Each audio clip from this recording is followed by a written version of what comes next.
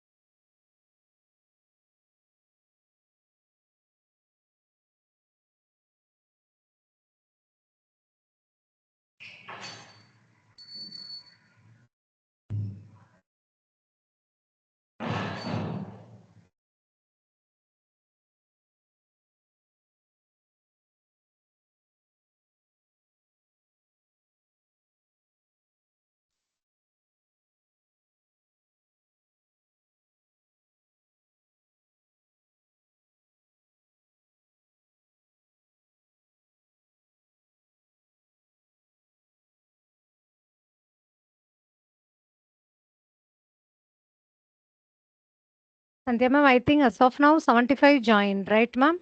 Yes, ma'am. Yes, ma'am. So shall we wait for a few more minutes? Yeah, yeah.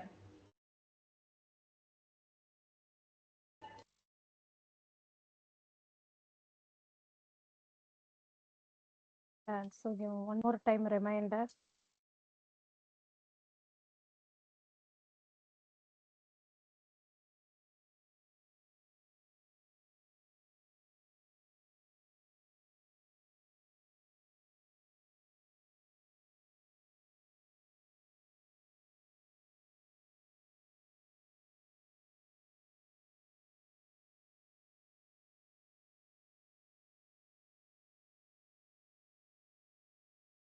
எல்லாம் அங்க சரி பண்ணியாச்சா?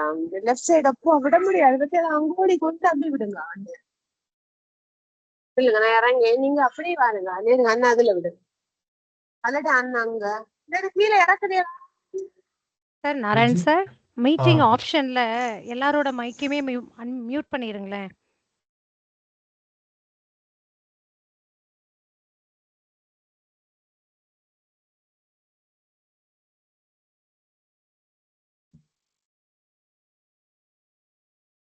S sir Narayan sir. உங்களோடது என்னோடது ஆன்ல வச்சுக்குவோம், மற்றவங்களோடது மியூட் பண்ணிடுங்க sir. Okay, thank you sir, thank you.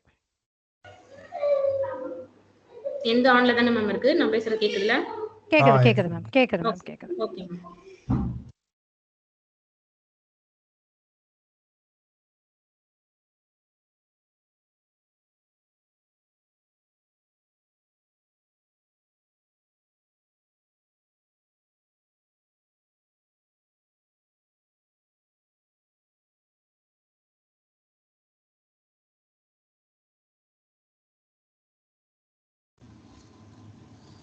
I think let us start. Yes, ma'am. So that that remaining people will come and join. Yes, sir. Okay, sir. Maybe at the end of this inaugural section or beginning of the next section, kindly inform everyone to join at least 5 minutes before. Okay. Because sir. of the 20 people, we cannot waste the time of 80 persons who have already joined as per the time schedule. Sir. So we should also respect these 80 plus people who are joined as per the time. So let us start so that let others come and join. Okay, sir. Ma'am, start, ma'am. Okay, sir. Good evening to one and all. On behalf of SRM Valliam Engineering College, it is my great pleasure to welcome you all to the inaugural session of the Atal Faculty Development Program on Advanced Data Science and NLP, Elevate Your Research and H-Index. We are delighted to have esteemed dignitaries, resource persons, faculty members in and out of Tamil Nadu gathered here for his program, which promises to be a transformative journey into advanced research and innovation. To start the proceedings, may I now invite Dr. S. Narayanan sir, the coordinator and the head of the Department of IT, to share insights about SRM Valliamma Engineering College and provide an overview of this faculty development program. Thank you, ma'am. Respected principal, sir, respected chief guest, and respected participants, good evening to all. It gives me great pleasure to introduce our college on this momentous occasion. SRM Valliamma Engineering College was established on September 9, 1999 and was elevated to the status of an autonomous institution in 2019. Our college offers 11 undergraduate and 9 postgraduate programs supported by highly qualified, dynamic, and dedicated faculty with extensive experience in both academic and industrial field. Today, our Department of Information Technology is organizing the Adults Online Faculty Development Program on the theme Advanced Data Science and NLP, Elevate Your Research and H-Index. This FDP aims to enhance research skills and deepen understanding of advanced technologies. Over the 6 days, the program will feature engaging sessions on topics such as NLP implementation, machine learning foundations, generative AI, AI-driven decision-making, responsive AI, data security, and entrepreneurship in data science. We are privileged to have expert speakers from academia and leading industries, including professionals from renowned organizations like Infosys, AWS, Fidelity Investment, Citibank, and IBM. Their valuable insights will empower participants with cutting-edge tools and strategies to elevate their research impact and advance their professional expertise. We are delighted to announce that 205 participants from various parts of the India have registered for this program. I am confident that this event will significantly enhance our collective skills and knowledge in the field of advanced data science and NLP. Wishing all a productive and enlightening experience. Thank you all. Thank you very much for your participation. Thank you, sir. Now, to give you a glimpse of the achievements, infrastructure, and activities of our department, I invite Ms. S. Shanbadi ma'am to present the AV highlighting the department's accomplishments. Yes, ma'am. Sure, ma'am. Thank you, ma'am.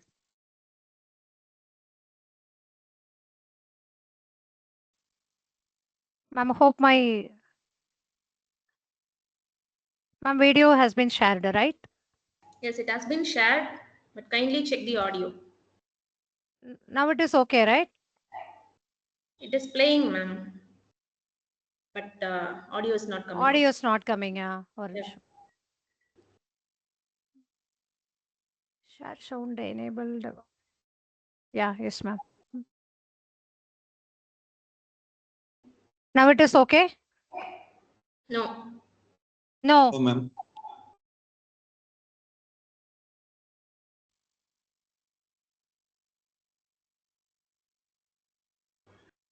Kindly check whether you have shared the entire screen and given the system audio settings.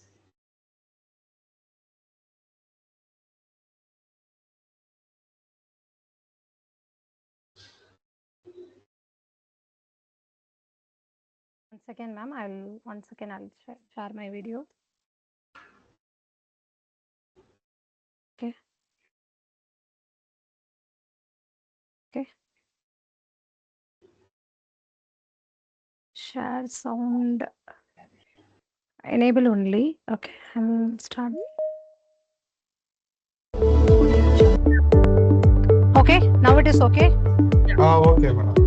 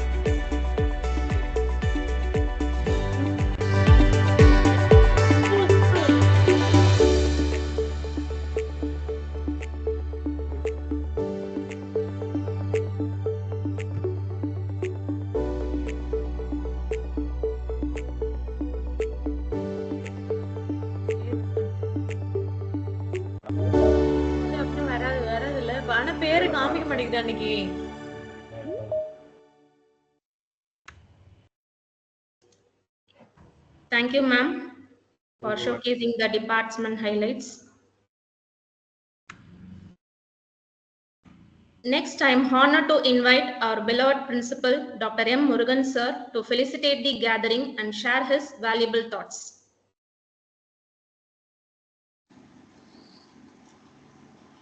Hello, am I audible? Yes, Yes, sir. sir. Sir. Okay. Yes, yes. Good evening, one and all. Respected.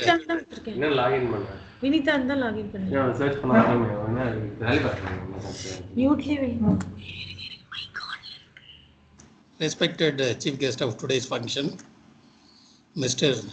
Nichal Karan Raman, respected head of IT department, Dr. Narayanan, and the co-coordinator of this Atal FDP, Madam Shanbaga Vadivu, and all the faculty members coordinating this FDP, all the participants from Pan India.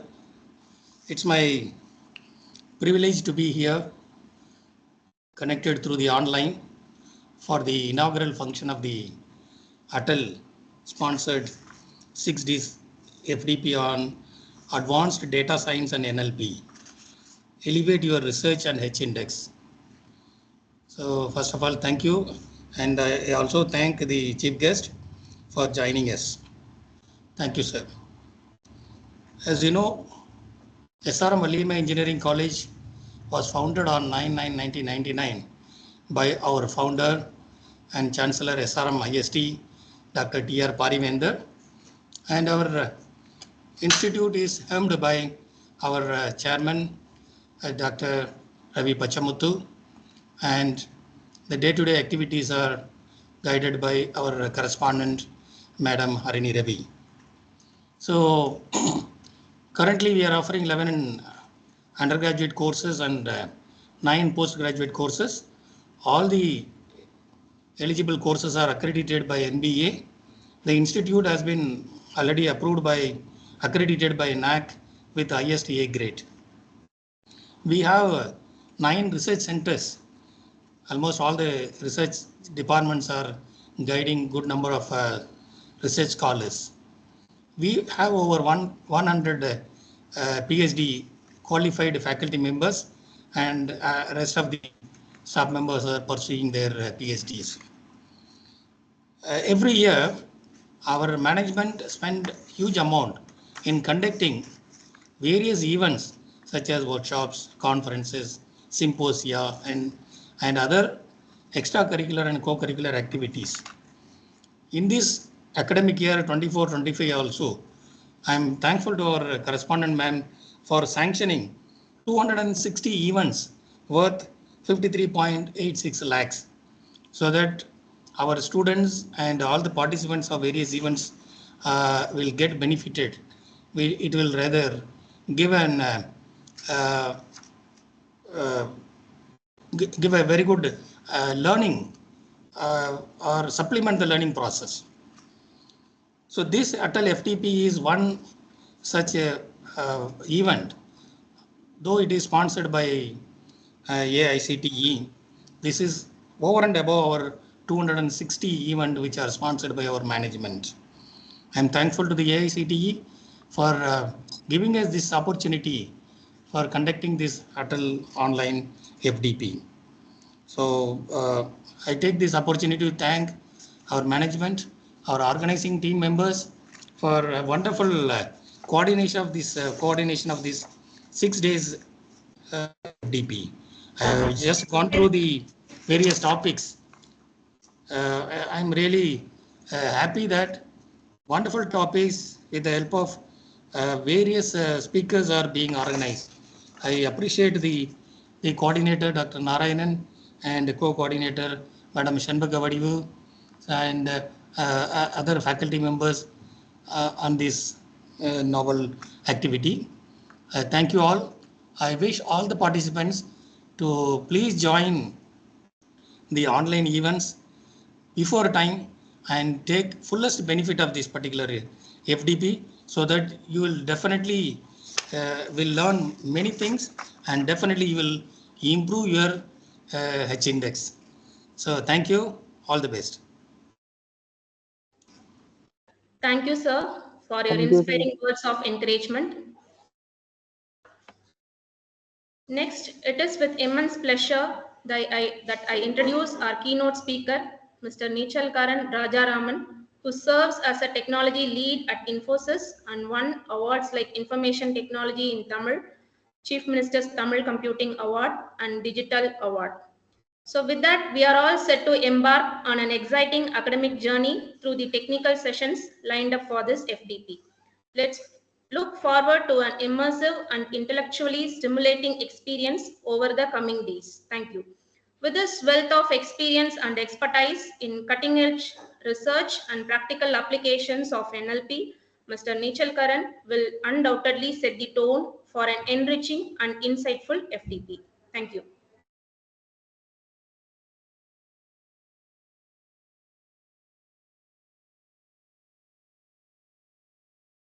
Thank you, sir.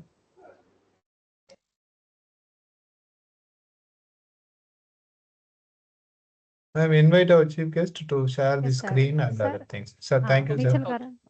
Nichal Karan, sir? Yeah. Yes, sir. Yes, sir. I hope it is clear.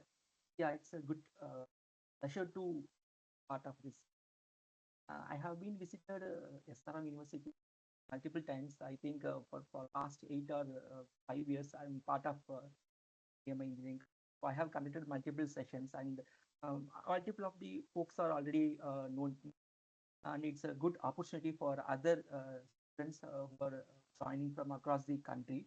And I hope it's a good opportunity for them to learn, and also it's a good opportunity for us to revise our knowledge, and it's happy for us to share our experience, as well as it's a good win-win situation. So I want to share couple of things, and then we'll go back to the coordinator. So first thing is at this particular era, so now entire digital platform shifted to the traditional like advanced ChatGPT based or generative AI based technology. So in like couple of years back, like 3 to 4 years back before Corona, most of the industry are depend on purely traditional based programming or traditional based development or NLP. But there was a drastic shift after the GPT model, the generative pre-trained transformer model. Okay. So after the drastic shift, the entire industry is shifting very drastically. In every industry, we can see an impact or at least your product from generative AI. So without generative AI, we cannot serve in this industry. So that is the truth that we need to understand. So to achieve that, to at least to understand what generative AI, how to consume it, how to use it, we need to have a background of NLP. So without NLP knowledge, we cannot deal with the language or the sentence pattern. Without the basic foundation, we cannot work with NLP. So to address the gap, I think this entire FDP will help users to understand what is NLP, as well as how we can use the generative AI, what is the foundation of AI. So those things, I think this will definitely help the students. And I also, I'm not an academical background, as I said earlier. I'm from industrial background. So maybe I may miss to give a statistical information or maybe an academical perspective. But definitely, I hope my session or everyone's session will definitely help you to understand the concept. Definitely, I will show you some of the practical example as well as practical tools which we developed, as well as for others developed. So I mostly concentrate on Tamil as well as South Indian NLP modules. So I hope my session will be more interesting, and I love to interact with you after the session. So with that note, I'm handing over the session to coordinator. Thank you.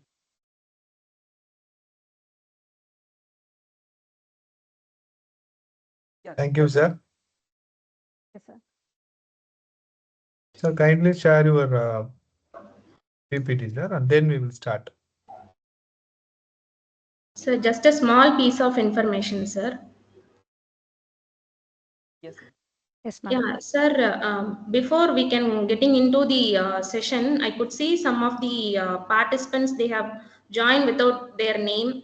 So it will be difficult for us to track the attendance. So better you can log in with your name that you have registered. So kindly log in with the name that you have registered through the Atal portal for the purpose of attendance tracking. So I could see some of them have joined without their name.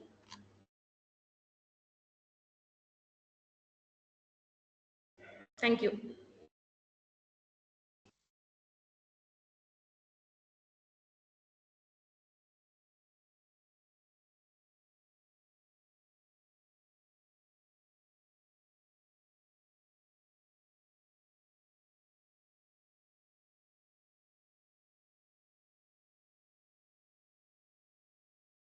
So can we start or waiting for some?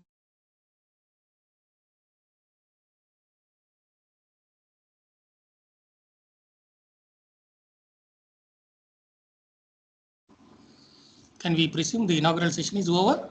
We are going to start the session, isn't it? Yes, sir. Okay. Okay. Sir. Thank you so much. Kindly excuse me. Please proceed and go ahead. All the Thank you, best. sir. Thank you, sir. Okay, Thank you, sir. HL Karan sir, thank you. Thank you. Thank you, sir. Thank you. Thank you, Start my sir. screen.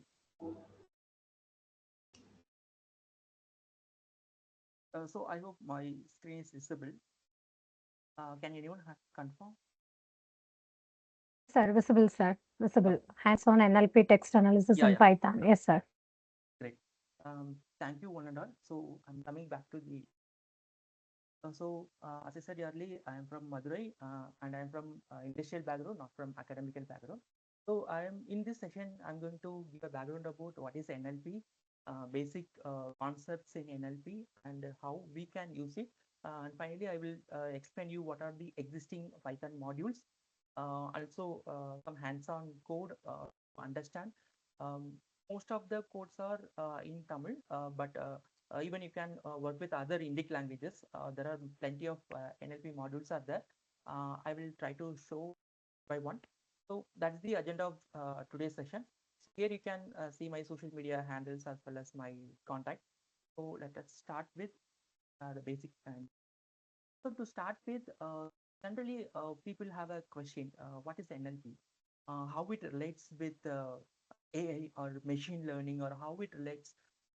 This is the basic foundation that they need to understand so that they can easily relate the concepts and techniques. So in generally, I would give this two example. I just compare human and a machine.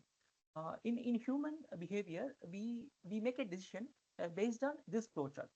For example, we listen or view or we read or some kind of information we take as an input. Okay, once we take an intake, we consume or we use our knowledge, and then based on our previous experience, then we make a decision. For example, if I want to get into a shop, I will think with my knowledge like where is this shop located, how far it is. These are the information that I can get from my knowledge. Then I use the experience, suppose if it is time is 6 o'clock, whether the shop got closed or not. Sir, excuse me, sir. Sir, better you can full view, sir. It has been shared in the not in the presentation mode, sir. I think it's a PPT, right, sir? Yeah, it is PPT. Just F5. If you put a F5 full screen, sir, it is Okay. not. Yeah. Oh, it is not full screen, right? Okay. Yes, sir.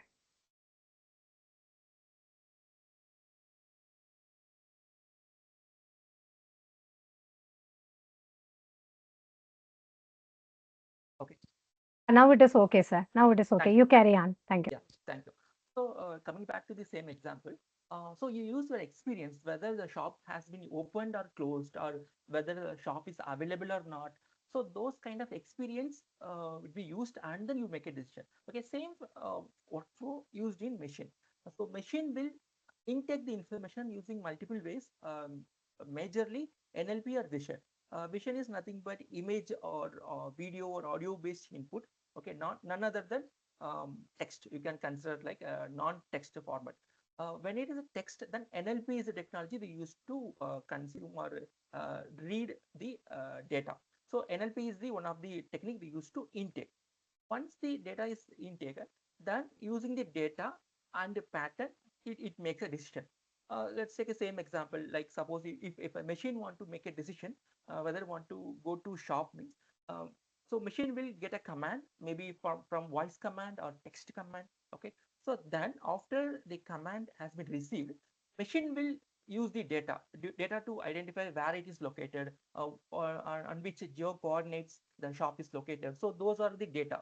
then again use the pattern to recognize the location, like whether it can take a roadway or airway or multiple way. So using the pattern of the historical data and then make a decision. So the simple example just to compare human and machine. Okay, so using this example, maybe you have some better idea. So here is one more diagram. So here AI is the major area. On top of AI, ML is a part of AI, and deep learning is another, and again a part of uh, deep learning is again part of machine learning. Okay, so this is the major the flow chart. So NLP is that deals with the entire thing like AI, ML, or DL. So NLP is a basic foundation of all kind of the language models. So that is why NLP is very important thing we need to understand. So as I said earlier, natural language processing is called NLP. So when in other terms, we can coin it like AI plus linguistics. Okay, AI, artificial intelligence plus linguistics. We can tell it like NLP.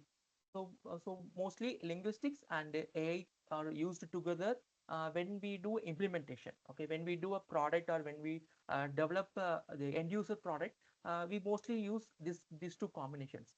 But to understand NLP in this session today, I don't touch AI. Okay, artificial intelligence. I don't touch it.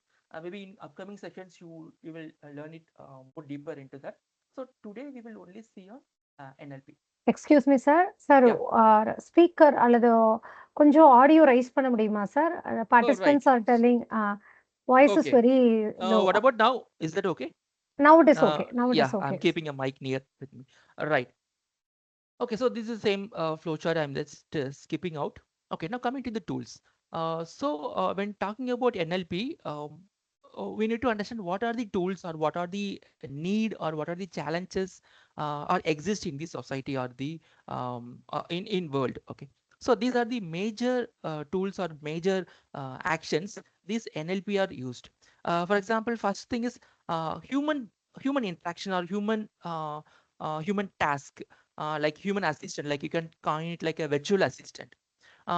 Siri or Google Assistant or Facebook, Facebook M Cortana, we have n number of virtual assistants are there.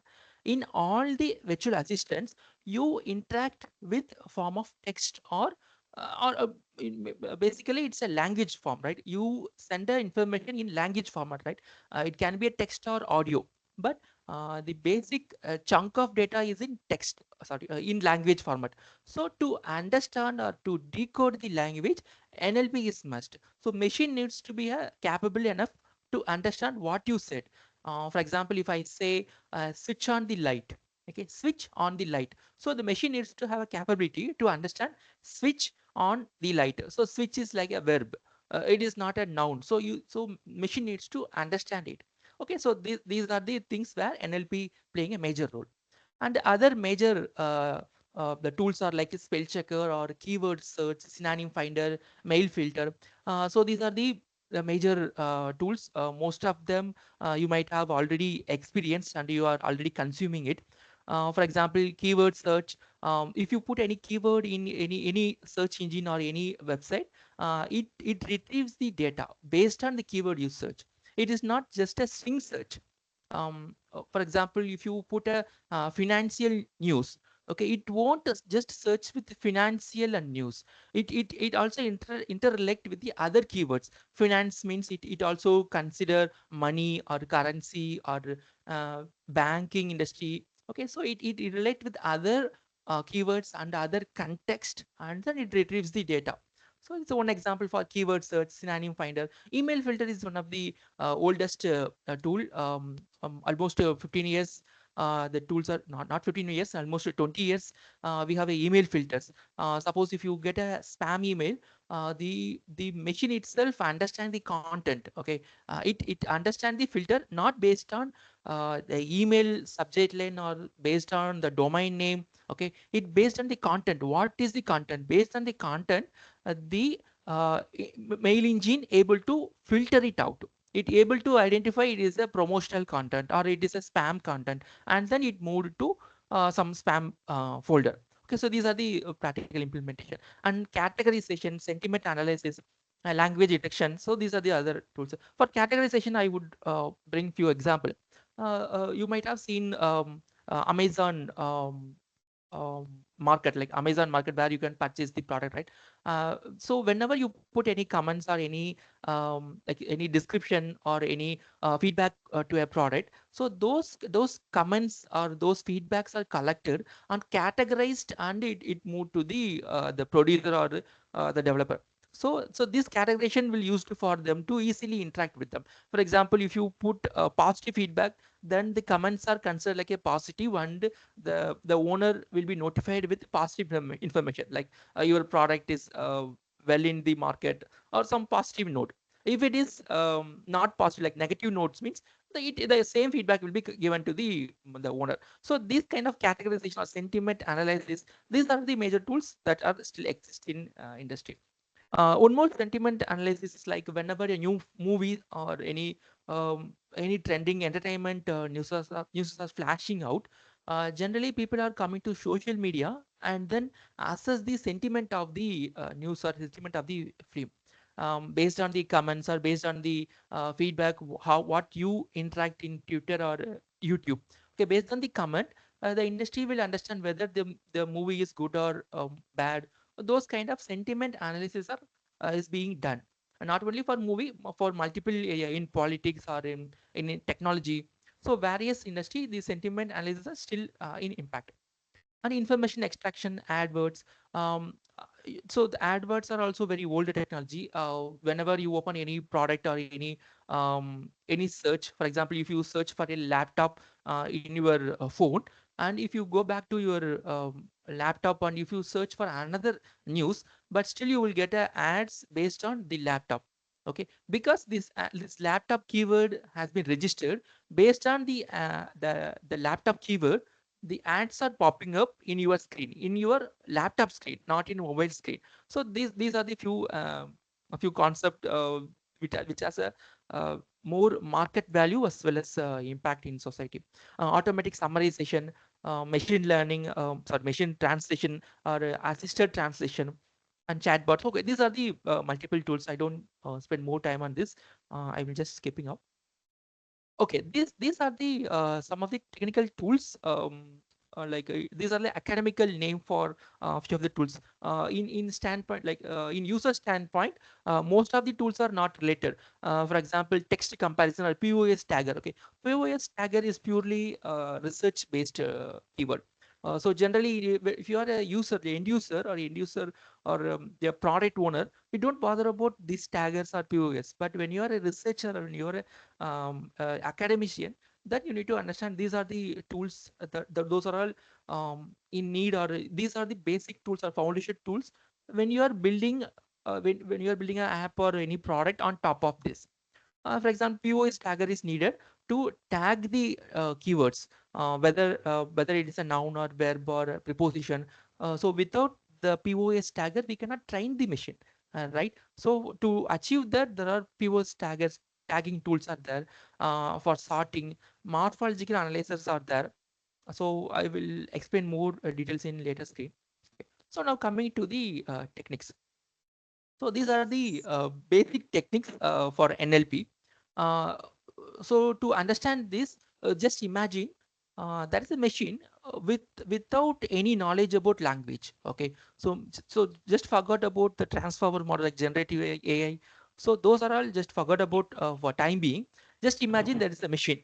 So you want to educate the machine about your language. It can be any language, any Hindi or Tamil or any Indic language, any of your mother tongue. Just consider these are the technique that will help you to educate or teach the machine to understand it.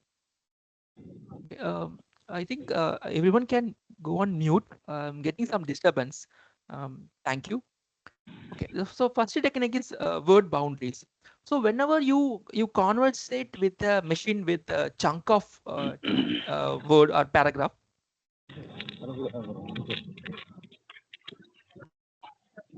can I have a mute on everyone?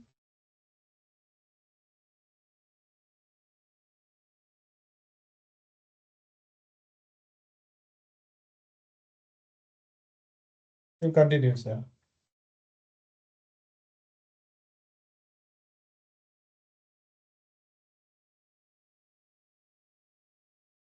Your mic has been muted, sir. Nature current, sir. Yes, sir. Your mic has been muted.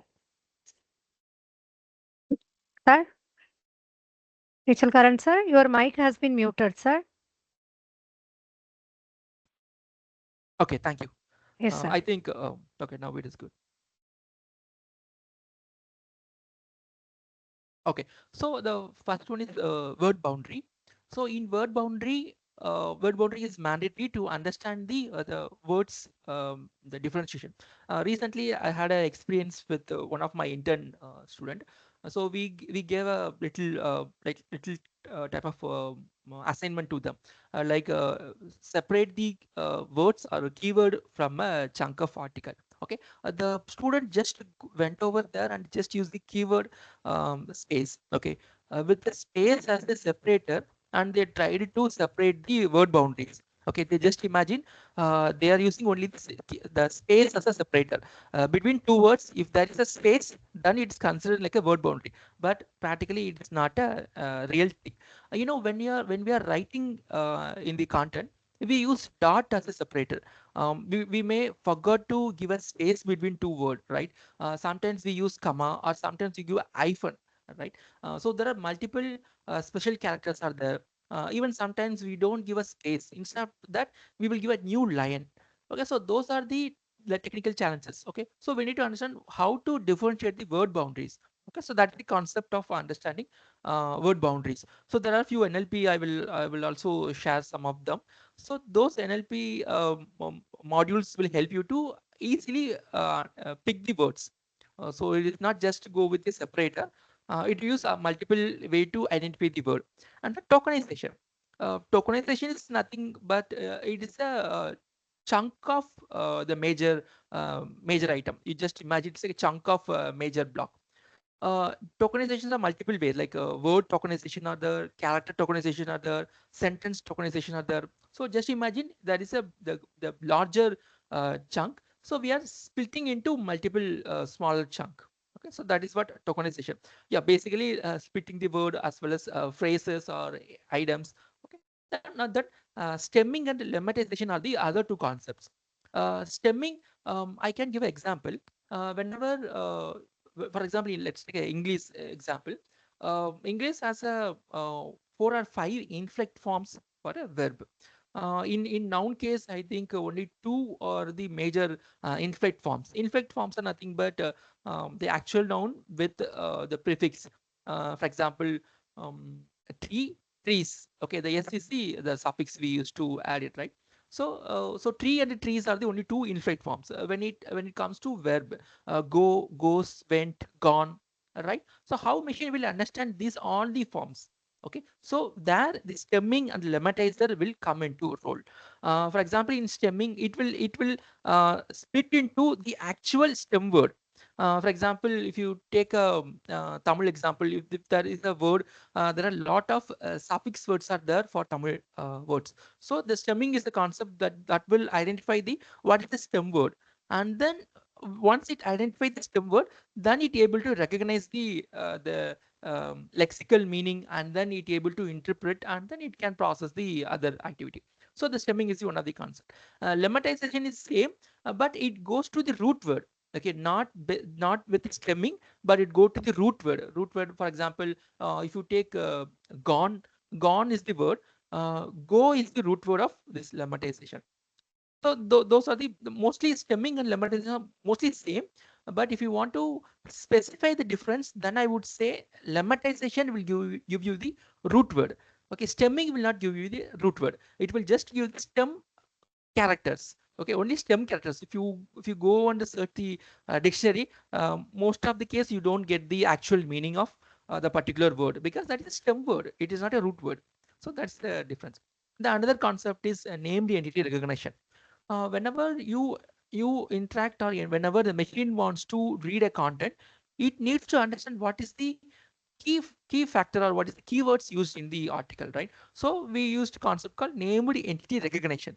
So using this technique, the machine will understand what are the named entity, like city or location or human name or company name. So this named entity will be recognized using these techniques.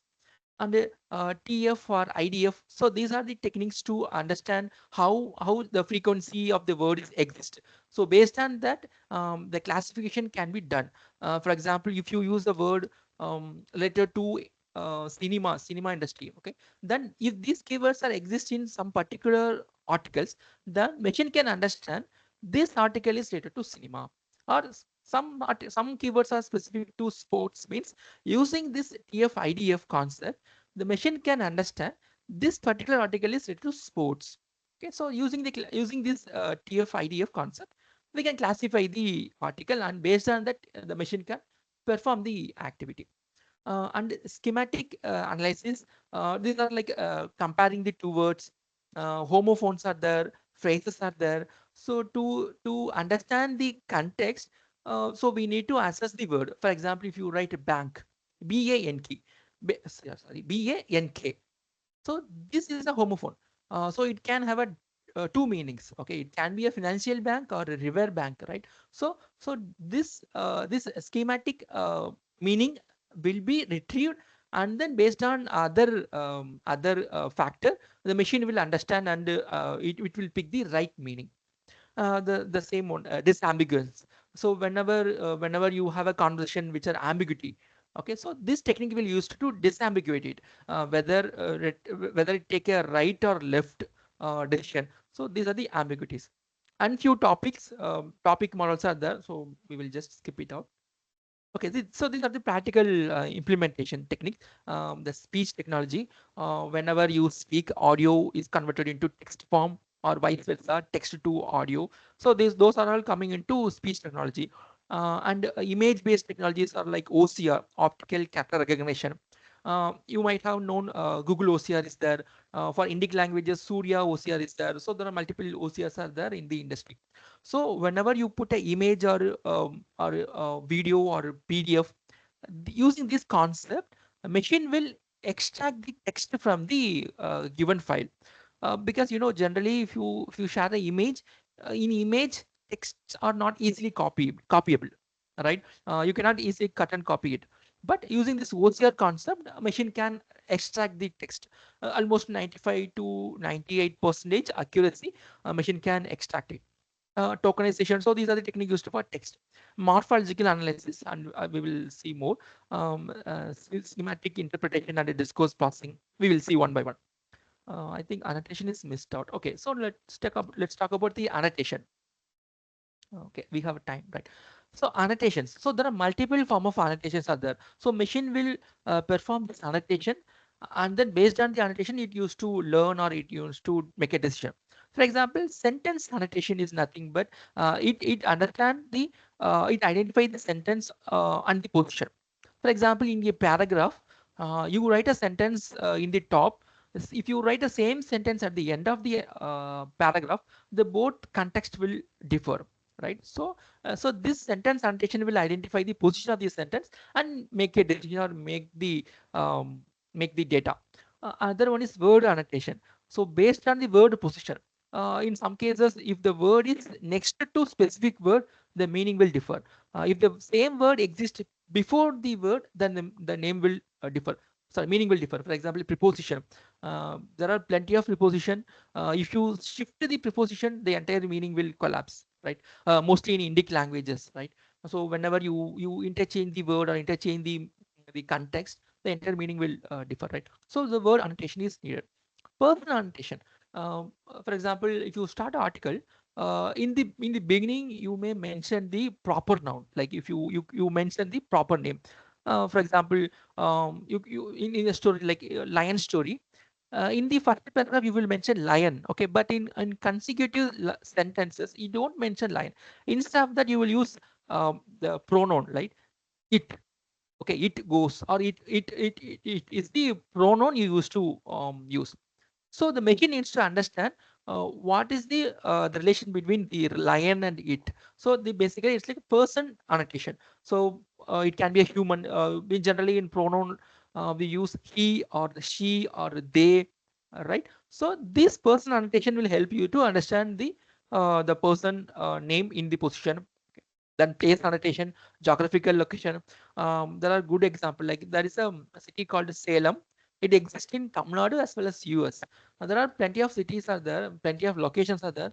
And so based on the location, um, sorry, not based on location, the name is same for multiple location. So based on the context, we need to identify whether it is Tamil Nadu Salem or US Salem, right? So the place annotation will help us to identify the geographical location, date annotation.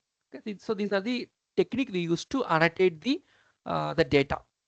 Now coming to the morphological analysis.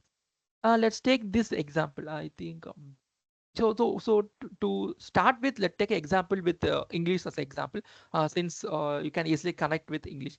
If you are writing a goes or going, okay, so this morphological analysis will identify going is equivalent to go plus continuous tense. So it identify it, and then it gives you the keyword called go, and then ing, like continuous form. Same way it works with Indic languages. I will also show you some example. Not only that, it also identify the collocation. For example, if you have a word like carry back, okay, so the carry is a verb, but also carry back when both words are collocated, it can give you it can be a single entity, right? Ready made store, all the three words are identified like a single entity, right? So these are the example. So using this morphological analysis, we can identify whether this can be a single entity or multiple entity, right? And we use another technique called n-gram technique. Repetition of a character or repetition of word, be able to identify. For example, so here we use carry and bag. So machine will understand in the whole article, you use carry bag maybe in 10 to 15 times. Okay, then machine will understand carry bag is the single entity, because these two combination of words have a more frequency in the article or more frequency in the entire document. So machine will understand carry bag is a single entity. For other case like carry suitcase or carry vehicle or carry things. Okay, when these combinations are occur, their frequency is very less, very minimal. All right. So the machine will be able to identify this. This may not be a single entity, or it can be a different entity. So this n-gram technique will used in this case. And also we can define like independent morpheme for a word. Same example, goes, gone, went. So these are the independent morpheme we can specify with that. In case of Tamil, it is a agglutinative. Most of the Indic languages are like agglutinative, which means the same root word have multiple suffixes or prefixes. So you just add the suffixes, and then the same word will be used in different tenses, right? So those are like agglutinative. There are a few other languages like Western or other countries, they have polysynthetic or fusional words are there. So morphological is a concept that deals with all kind of um, uh, the synthetic morphem, and then it able to recognize the stem word. So the root word is morphem. So basically we will identify the morphem using this morphological analysis. So there is a reverse process. I think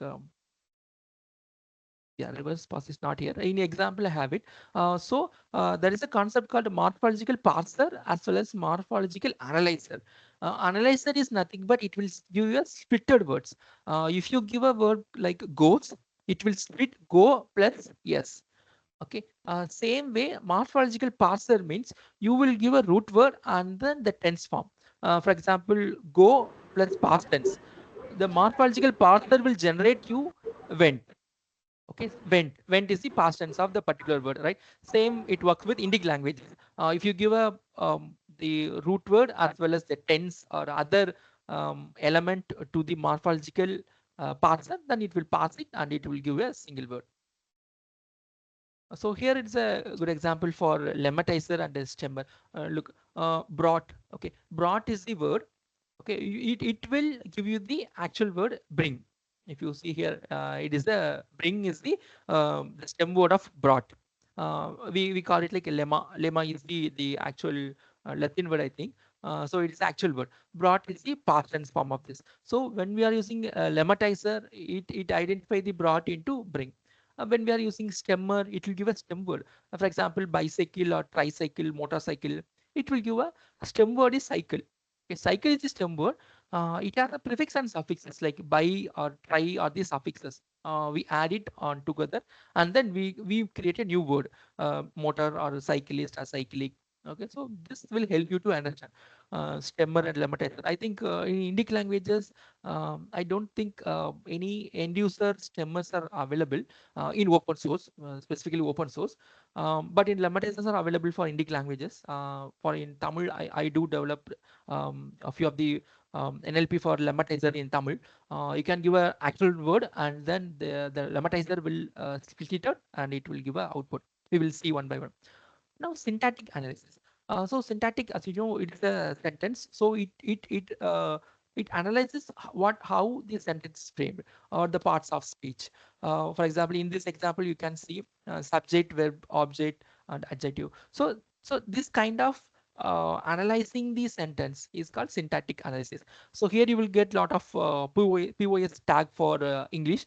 For Indic languages, you can definitely get it in Indian site, but I have an example for Tamil POS tag. So here you will get it from AUKBC. So they have standardized the POS tag. Okay, so using this tag, either you can tag your content or you can train your content. Okay, because everyone or every researcher have their own tag, right? So I can it like a verb, a noun.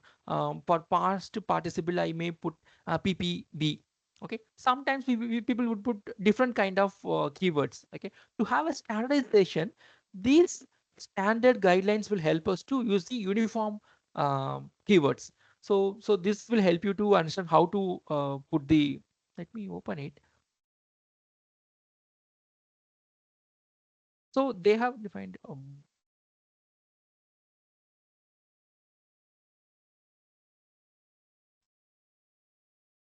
So whenever you have a time, you just explore it. Yeah, I got it. Look here, you will get a good idea. For example, this is the word podu. So here they have mentioned the tag as n. So n is tag for this podu. When it's a proper noun, they add it like a nnp. Okay, nnp is the word, the label they have suggested it. So nnp. The same thing you can see. So this is for pronoun. If it is a person based, they can use p or t. So these are the standard they have suggested. So these are the label. Okay, coming to the verb. So if it is a generic verb like a stem word, okay, then you use bm. Okay, if it is a finite form, then use vf. Non-finite vnf. Okay, so these are the labels. So most of these labels are similar in Indic languages, but this example has only for Tamil. Definitely you will get it for other language. So using this tagging, you can tag your data set. Once you tag it, then it is easy for you to train the model, or maybe you can scale it up. But these are the standards which are recommended in the industry. Okay, so yeah, this is for English. Um, I think Pennsylvania University or some university, I'm not sure. So this is their website. So you can explore it. So every language have their own standard. So that you need to keep in mind. So it is not like a unique standard for all the languages.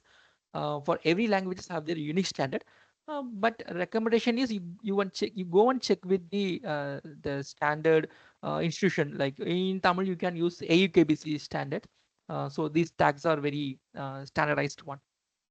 Okay, now coming to the schematic interpretation.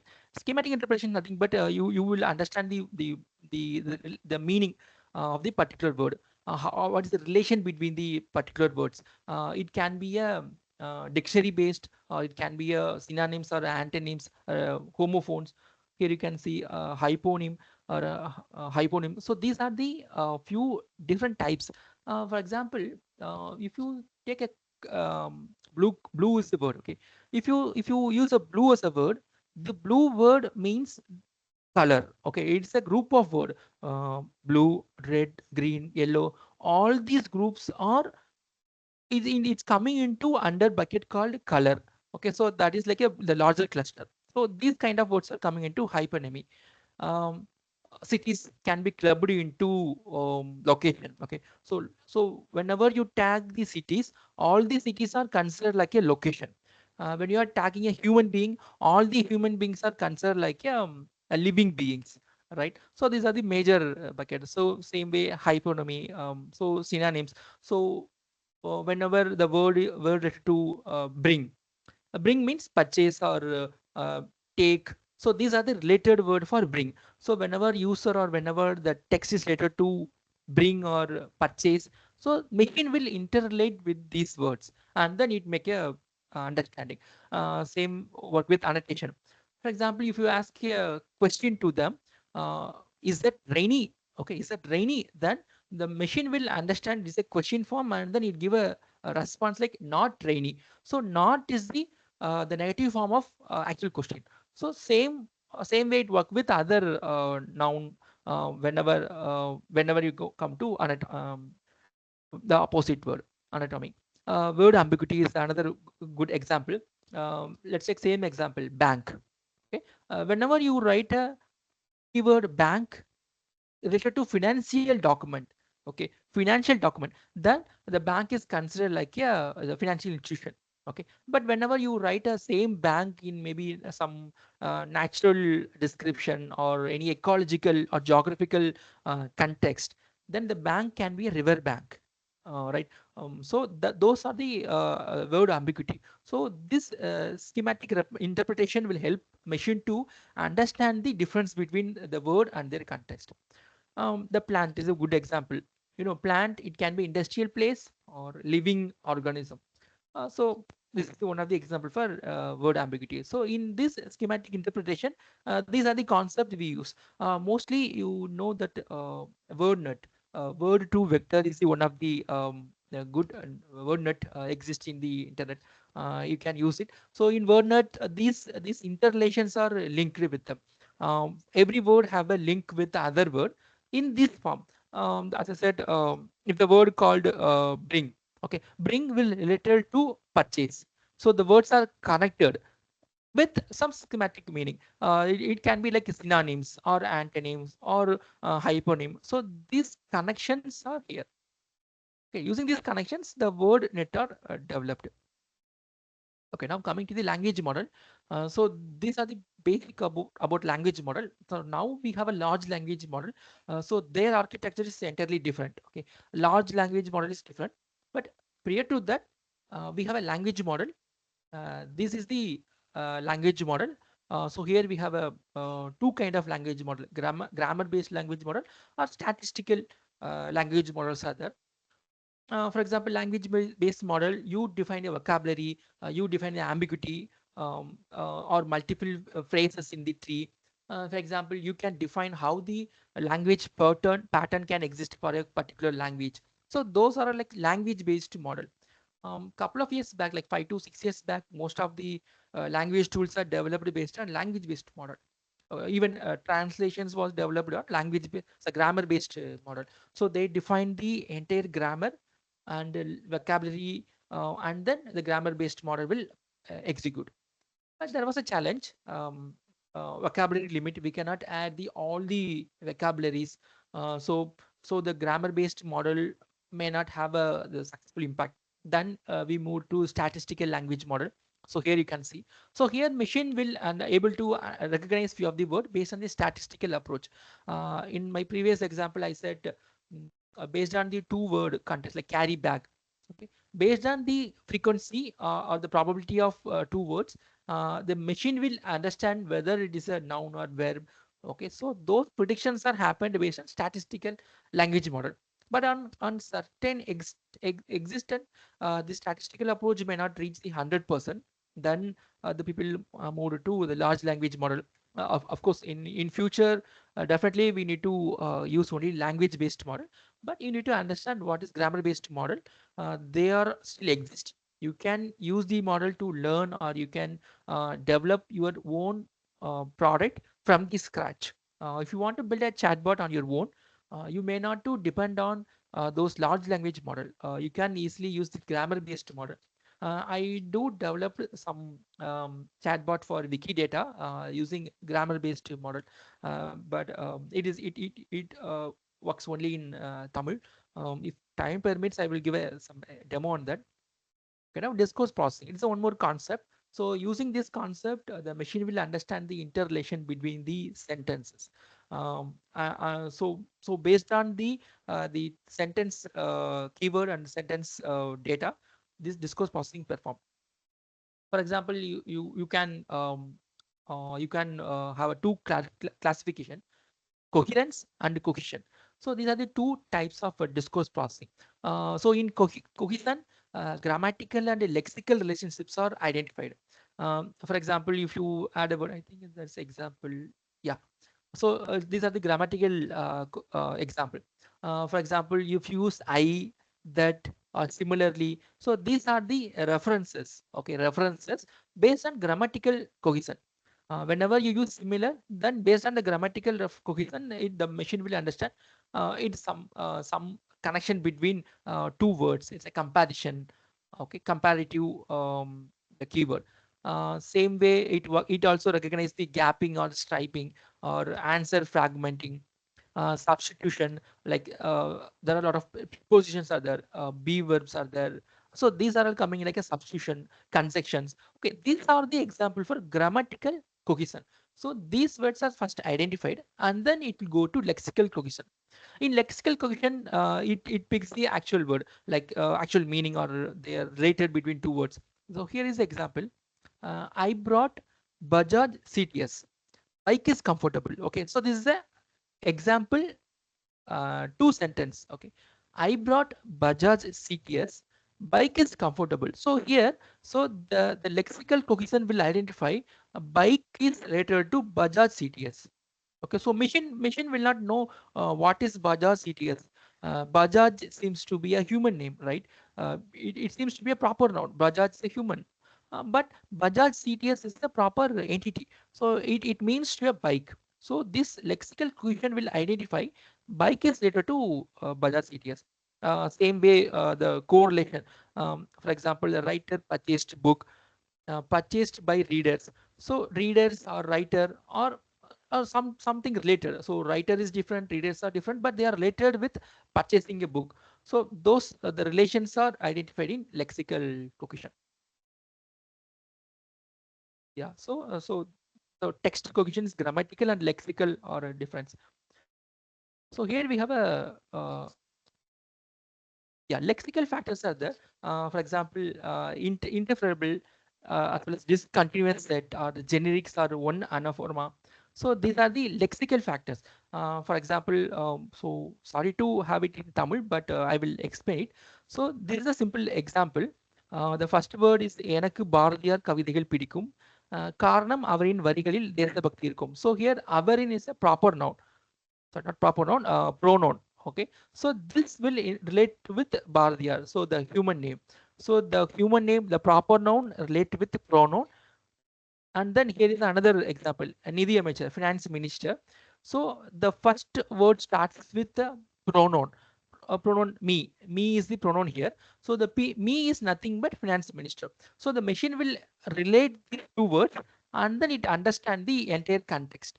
Okay, so these are the one of the example for lexical factor, as well as discourse factors are there. I'm just skipping out. So here is a good example. I think this example will cover how the discourse processing will happen. Anaphora and anaphora, I don't have that example, but I will just explain you. Anaphora and cataphora is the one more concept. So whenever the pronoun is defined next, like in future, then we call it like anaphora. Cataphora is like a past reference. When you define the word previously, in previous sentence, or in previous conversation, then it is not called cataphora. Anaphora is in future. So these two concepts will use to connect the sentence. So for example, if you are chatting with the chatbot, you just mention your interest. You don't relate with your previous conversation, right? So previous conversation can be anything. So in using this cataphora, the machine will interrelate your previous conversation and then it recognize it. So that is how the anaphora and the cataphora will work. So here's one more example. I think here I have a 4th child. Younger child is Ramu. So the child and Ramu is related. All right. The child is the hypernomy. Okay, hypernomy. So it has a greater bucket. Inside the child, Ramu is the one of the child. All right. So that relation is able to predict using this discourse process. Okay, now coming to the challenges. So this discourse processing is the basic concept to understand the sentence and then machine able to perform the activity. It can be a translation, or it can be a conversation, or it can be a command, or even it give a response. It can be any process, but discourse processing is needed to understand, right? But these are the few challenges. These challenges may not exist in all the languages. Okay, in some languages we may overcome some of the challenges. For example, lexical ambiguity may not occur in some Western languages because their keywords are very rigid in nature. So there won't be any ambiguity. But in some languages, specifically in Indic languages, we have multiple lexical ambiguity. So here is one of the example. Even the example is in English. Google it. Google it can be a verb or noun. So this prediction is challenging for a few of the languages. So this kind of challenge or this kind of ambiguity or lexical ambiguity. There is a syntactic ambiguity. For example, syntactic, as I said earlier, it's a sentence, like structure of the sentence. Here is the example. They are old men and women. Okay, they are old men and women. So this is a sentence. But here, the old is keyword. The old is keyword may not relate with women. It may relate only with men. So that's the confusion, right? The old can relate with both or only men. So that is the confusion. So this kind of ambiguity will occur in syntactic ambiguity. So again, so these are the challenges when discourse processing is happening. So the machine will get confused whether the old is related to both the entity or single entity. Maggie, get out. People can go on mute. Yeah, thank you.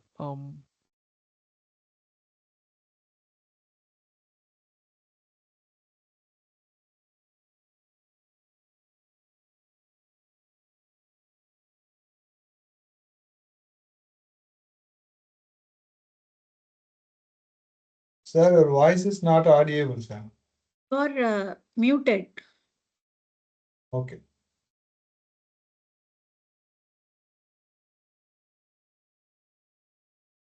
Yeah, thank you. I think whenever you mute everyone, I am also caught into that bucket. Okay, fine. Now coming back to the slide. Schematic ambiguity. So it is about the specific meaning of the word. So there is no the positioning of the word. Whenever the bank is the word, the bank itself, yeah, ambiguity. It can be a river or financial institution. But here, old is not a schematic ambiguity. It's a normal word. But in this sentence, it give ambiguity. Whether the old will relate with men or women is the ambiguity here. Okay, anaphoric ambiguity. So again, so whether it relates with the previous reference or future reference. So those are the anaphoric ambiguity. Pragmatic ambiguity is like a practical confusions. For example, here is the example.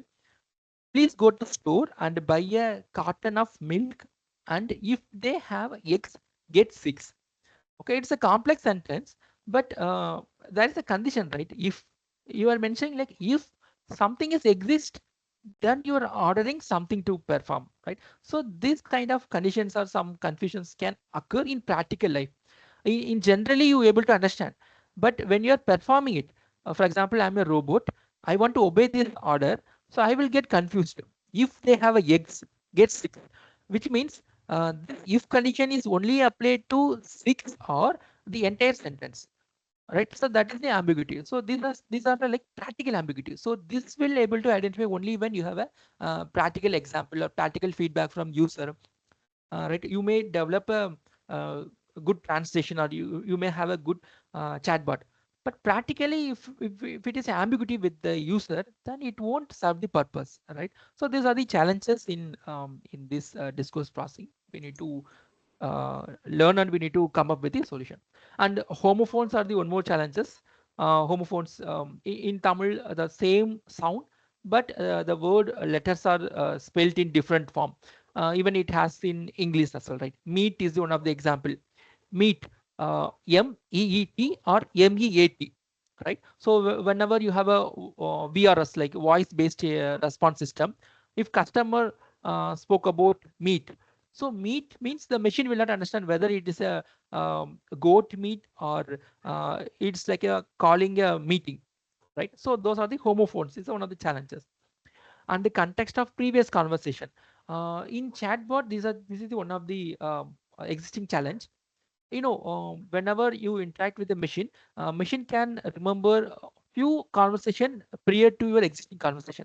But in keep on, if you're conversating with the machine, it may missed out few of the context. Maybe after 10 conversation or after 20 conversation, it may missed out. So these are the few challenges in discourse processing. So you need to think and you need to perform your or you need to develop a solution based on that. In earlier stage, if you have a good machine, they create a the good memory space, and then they store it all your conversation, and then based on that they perform an activity. Or in some cases they just forgot the conversation. Every time user needs to give a context, user needs to give a clear instruction, user will give a their username again, they need to give entire details again and again. So those are the few challenges are still exist in few chatbots in banking area or some area you can see it. So the one of the area is previous conversation memory. Okay. Now coming to the Tamil computing, not only the Tamil computing, you just consider it's like a indie computing. So these are the few existing NLP modules in Python, NLTK, Indic NLP, Open Tamil or Tamil LP. So these are the few NLP modules are there specifically to Python. So I think these techniques I have already explained. Tokenization, it can be a character or word or sentence. I will give a walkthrough of how the tokenization exist in these modules one by one. Stemmer. Stop word removal is one of the technique. I think I missed it out in my previous slide. Stop word removal are nothing but in a article or in a content, few of the words may not have an impact in classification or even identifying or even information extraction. For example, preposition.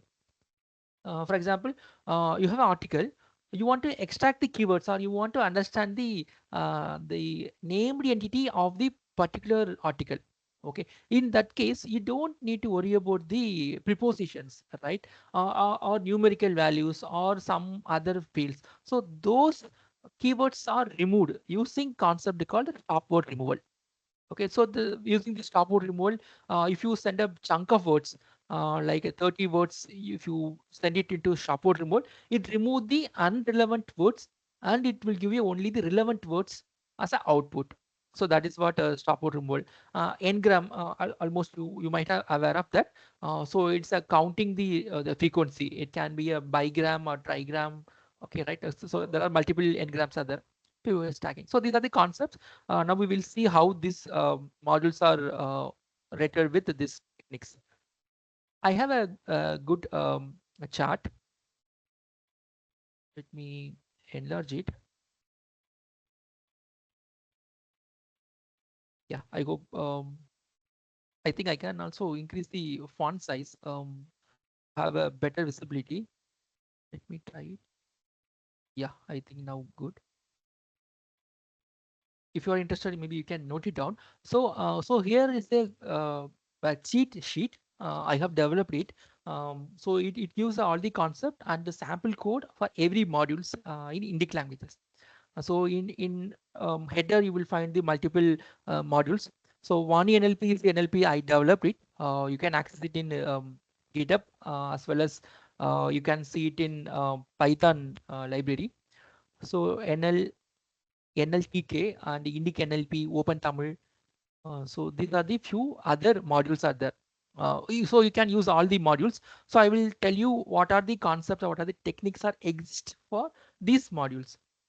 Reaper Tagger, Space is very popular. Polyglot, these are the generic one for almost in most of the language it supports. Indic transliteration is the one of the module. Okay, now coming to the tutorials. Okay, if you want to learn more about this NLTK, you can go to this page. So this page will give you more information about NLTK. And Indic NLP, you will find it here. Indic NLP library dot the page is there. So here you will find the detailed information. Open Tamil is one more library for Tamil. So it supports purely for Tamil. So same work with the Tamil lib. So this was developed by Sri Lankan University. So here other few libraries are there. So these are the documents you can go and refer and you can learn it. Now coming to the One NLP. So here you will find the practical examples as well. So the Colab books are attached. Maybe you can download and you can play it with Vani NLP. So I will just give a glance on this theory and then we can jump back to the practical session. So to want to install the library, so these are the snippet. If it is a Colab, you can use um, the pip install Vani NLP. Is generic syntax. You can add apostrophe if you want it in your machine. And you need to import from Tamil, import Vani NLP. So this is the simple syntax for importing the Vani NLP. Same it works for NLTK. So this is the one. You can import NLTK and then download the language. So here you can mention like all or any specific language. And this is for Indic NLP. So here you will find how to install other modules. Now coming to the character tokenization. Character tokenization is nothing but if you send a sentence or word, specifically word, it split the word by character by character. There is a concept called mark and letters in the Unicode concept. Okay, for example, let's take a example of the same word, Adi Bhagavan. If you see this particular character T, okay, T is the letter here. So this is a combination of mark as well as letter. Letter is like a vowels. Marks are like a consonant. Okay, to combining these two character, you will see the single character. It same applies for all the Indic languages. You can explore it, either Hindi or Malayalam or Telugu. You can split the mark and letter. Mark is nothing but symbol. It can be some different symbol, right? You used to use put, right? So general tokenization, like if you go to Python tokenization, like generic tokenization, it will split the all the character irrespective of letter or mark. Okay, so that is a good example. Like a few years back, even today also in Twitter or any of the platform where the letters are counted. Okay, where you put the character, where you put the word from Indic languages, actual count is different from counted value. In Twitter, if you put a word with a 4-letter Tamil word, actually it says like 7-letter or 8-letter because the machine performing a generic tokenization. Generic tokenization, and it just imagine these are the 7 characters. Okay, but we only know these two are combination of mark and letter. Okay, so that is the challenge in existing in multiple sources. So when you are developing an NLP product, then you need to tokenize properly. So you need to use this tokenization concept. In Vani NLP, you can use character tokenization, char underscore tokenization to split the letters. And here is the tokenization for word tokenization. If you give a entire sentence, it's split into word by word. Word by word. It can be a space separator, or it can be a comma separator, or it can be a apostrophe. It can be anything. But this module will help you to split the word by word. And the sixth example is sentence tokenization. If you give a paragraph or article, it will split into sentence by sentence. Okay, then later you can use it for your own purpose. So here are the few examples, like in sentence tokenization for NLTK. So here you can see, so this is the example. Send underscore tokenize, and you can send the entire sentence. So that is a simple syntax. You can use it, and it is a Indic NLP, same sentence tokenization.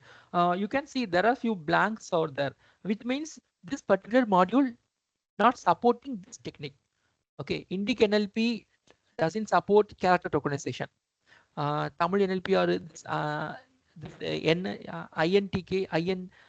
INLTK doesn't support character tokenization. So that's why it is empty. So you need to understand. So few of the modules will not support few of the techniques. So you understand and compare, and based on your requirement, you can make use of it. In sentence tokenization, I think all the I think Polyglot able to do a sentence tokenization. I think Stanford or INLTK doesn't support, right? Okay, now coming to the lemmatizer. So here is the example for Tamil Vani NLP. So if you pass any particular word, it will split. For example, here Paravaigalin. So it split Paravai, Kal, then in. So there are three tokens. It will give a result of this Paravaigalin. Same way it works with noun or verb or mostly almost all the words. So this is the example for lemmatization. Delemmatization. So here if you pass the actual word and then the grammatical case. So this is the fourth grammatical case. We are passing the grammatical case with the root word. The output would be like palathirku. Okay, the palathirku is the final output. So that word is generated using this delematizer. So this is the existing module you can use. I think delematizer. Okay, I think so. Other module doesn't support this delematizer. Only one NLP supports. I'm not sure about other languages, but in generally Tamil, I don't find any other modules. Maybe you can check it. But this is the concept. So our idea of this session is you need to understand the concept of lemmatizer and delematizer. You know, stop word removal. So same, you pass the entire chunk of word, it splits, and then remove the unrelevant words. Spell checker. Yeah, Vani NLP supports spell checker. If you pass the sentence, it validate and suggest you the error word. So that is the generic function of the spell checker. I don't think any other module support NLP for spell checker. Okay, now ngram. So here we have a ngram for multiple things. I think in the example I can explain you more detail. Morphological normalization is one of the concept. So in Indic NLP, it supports normalization concept. For example, there are different kind of variations in specific to Hindi. There is a concept called Nukts, I think Nukts. So I think that is the dot on top of some character. So there are different kind of variations are there. People may put dot or people will not put dot, right? So those kind of variations are there. So the normalization will normalize and make all the content into normalized form. It just like it remove the all the nuct, or it removes the some specific character and normalize it so that machine can easily read it. I think there is a conjunctional form of words are there in Malayalam and Hindi, like a kooteluthu, we call it like kooteluthu, like it's a combination of two character, right? In Hindi there is a two when it's a I think the half consonant, then the word will combined with the letter will combined with the existing another vowel, right? So those are the example for different variation. So people can combine or people can write without combining. So those are the variations. So whenever we use the normalization, those variations are normalized. So machine can easily interact and machine can easily read and perform. So Indic NLP supports for Hindi. You can use it. Matra is one more concept. It's like a purely Tamil grammar related concept. So Open Tamil supports Matra. So if you put a content, it tells the actual value of the content. Script information. I think Indic NLP supports the script information. It recognizes the script information, whether it is Telugu or it is a Tamil or Hindi. So those information we can extract from Indic NLP. Same with the Polyglot. Okay, Polyglot also supports this one. Look, this is a simple example. Detector is the function name. If you pass a string and if you ask the module to detect, means it detect and tell the particular string is Tamil. If you pass any other language like Telugu, then it detect and tell this is Telugu word. Okay, so that is the feature, that is a technique exists in Polyglot. So in your module, if you want to detect the language, you can use this Polyglot. That will help you to detect. And multi-word recognition, I think is a concept. I don't think any of the modules are exist for multi-word recognition. A named word entity recognition is exist in Vani NLP. For example, if you pass the entire sentence, it recognizes this social media.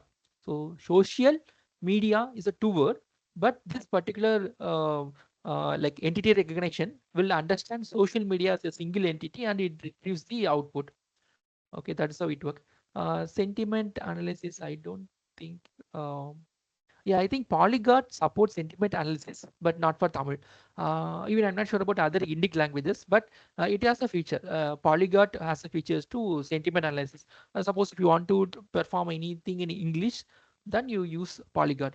So you can pass or you can send the sentences and get their sense, whether it is a positive or sad or anger. So those sense can be assessed using this concept. And these are the other techniques. Indexation is the one more concept. It is more interested or more needed for Indic language area. Basically, it converts the character, like script conversion.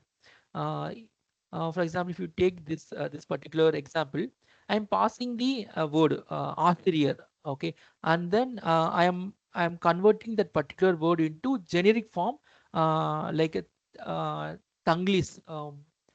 It is a code mix format. Like instead of Tamil character, it convert into Roman character so that anyone can understand it. For example, I understand Hindi, but I may not able to read Hindi. In that case, I can use this concept to convert it into some letter in English. So I can easily read it. So all the Hindi text are converted into Romanized Hindi. So that is how this indexation will work. A transliteration will also work. Transliteration is conversion between multiple languages, Tamil to Telugu, Telugu to Tamil, only script conversion. Okay, so first one is only indexation, but second one is multiple language. So it will convert multiple languages. So these are the techniques exist in Indic NLP. You can just check it out and you can start using it. Translation. In translation, Indic NLP has the translation feature even for Tamil and most of the Indic languages. You can use this, you can try it out. So these are the open source free modules are available. You can import, you can download, and you can try to use this translation. But definitely, these are all not 100% accurate. Okay, so but these are the existing feature. You can learn it. If you get a chance, you can improve the efficiency of this module. So that is what I would like to highlight here. And embedding predict next word. Okay, so these are the few techniques are still having a scope, more need in the market. If you have any interest in this research area, please um, um, follow and try to develop some modules on this area. These are very interesting. And final things are like date conversion. If you put a different standard of date, means this particular module will convert it into Tamil form, Tamil dated version. So I think this feature only in Vani NLP. Okay, so these are the few techniques and the other related modules. Now let's go to the example page. Okay, to have a easy explanation, I just created a Colab page. I will just expand the font size. Okay. I will just give a walkthrough. I hope the session also recorded, so maybe in future also you can come and explore the code. So, so these examples are entirely with Vani NLP, but you can understand the concept. Okay, if you are a non-Tamil speaker, you can understand the concept. Okay, the first example is delematizer. Okay, in delematizer, so this is the practical code. You can use it and you can make use of it. So here is the example. in delimitizer, you will pass the actual input. Inputs are nothing but the first one is the actual word, and then the tense form, and then I think it is like a gender keyword, whether it is a female or male gender. So all is the kind of gender keyword. When you pass this keyword, the output is say that, which means it pass the entire word and then it generates the single word. So this technique is called delimitation. You can try it out. Whenever you want to convert any word into sorry, any sentence into past tense or future tense, you just need to first lematize it. Okay, once you lematize it, you will identify what is the tense of the particular word. Then increment the tense. Increment means just add the tense. For example, if the word is present tense, just replace present tense with past tense as the keyword, and pass it into delimitizer. So delimitizer will give you the actual past tense of the particular word. So the entire sentence can be converted into past tense, or entire sentence can be converted into a different gender using this example, lematize. So these are a few examples. You can try it on your own to learn how the NLP is working. Okay, now, okay, yeah, this is a simple code. Just to install one NLP. Okay, so again, so here is the example for character tokenization. So if you pass the entire entire chunk of word, it passes and return as this list of letters. So these are like letter like character. So that is why we call it like character tokenization. So once you get this character, then you can perform your NLP activity. Maybe if you want to identify Grantha letters, or you want to identify any specific letters, you can perform it on top of these results. Right. For example, I have developed a few tools. The tools will tell you how many short forms of letter or how many long form of letter, like Kuril Nedil, we call it like in Tamil, right? Kuril Nedil. So the tool will tell you how many Kurils you have used, how many needles you have used, even how many Vallinam, how many Melinam. So those extractions can be performed using this character tokenization. Okay, now this example for this is a concept for word tokenization. If you pass the entire word, it will token word by word. I'm just moving to the stop word removal. Yeah, this is a good example. So here I am passing a simple sentence. Okay, sentence is nothing but it's telling like Jigardanda is good, and but I don't drink soft drink. Okay, so this is an example sentence. So here, when we pass the entire sentence into this stop word removal, it removes the preposition and some irrelevant words like in the or on all. So those are all not related words for like classification or information extraction, right? Those words will not play any meaningful impact, right? So those words are removed and it will tell only these words like Arumayana means good, Jigardanda, I like it. Cool drinks, I don't drink. This word is just a literal meaning of I don't drink. Okay, based on these keywords, you can predict the sense of the information. The sense is like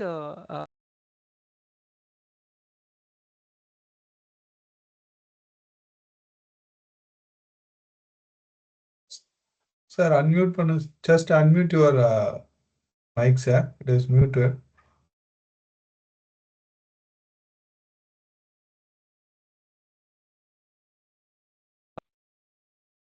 yeah, thanks for that.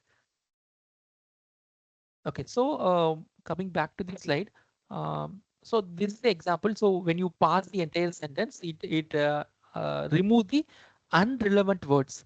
So on all or in the. So these are the words which don't have any impact on classification or image extraction. Sorry, data extraction, right? So that is the impact of stop word removal. Now coming to alphabetical sorting.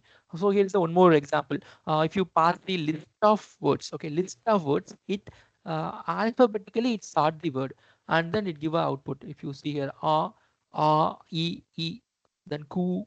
So which means it's alphabetically it's sorting the word. And it is a example for spell checker. So you need to pass the entire word into this module called the spell checker. Um, so once you pass it, you give output. So output would be like it's a JSON response. In JSON response, you will have a 4 kind of input. So not input, like 4 kind of information. The first information is about it tells about user word. Second information is a suggestion, whether the word is, if it is a word is wrong, then it give a right relevant word. Here in this case, avarukku. Okay, this is a given word. This is a suggested word. Okay, so that is the second form of information. Third form of information is about whether any sandhi is related to this context or not. So the spell checker will suggest you whether sandhi will come or not. Okay, so that is the thing. And the fourth one is entity recognition, whether this is a unique entity or it is a combination or a named entity. So those entity recognition is the third form of information. So those are the 4 information you will get it from this spell checker module. Okay, I'm just moving to next is get entities. Okay, so here is one more example.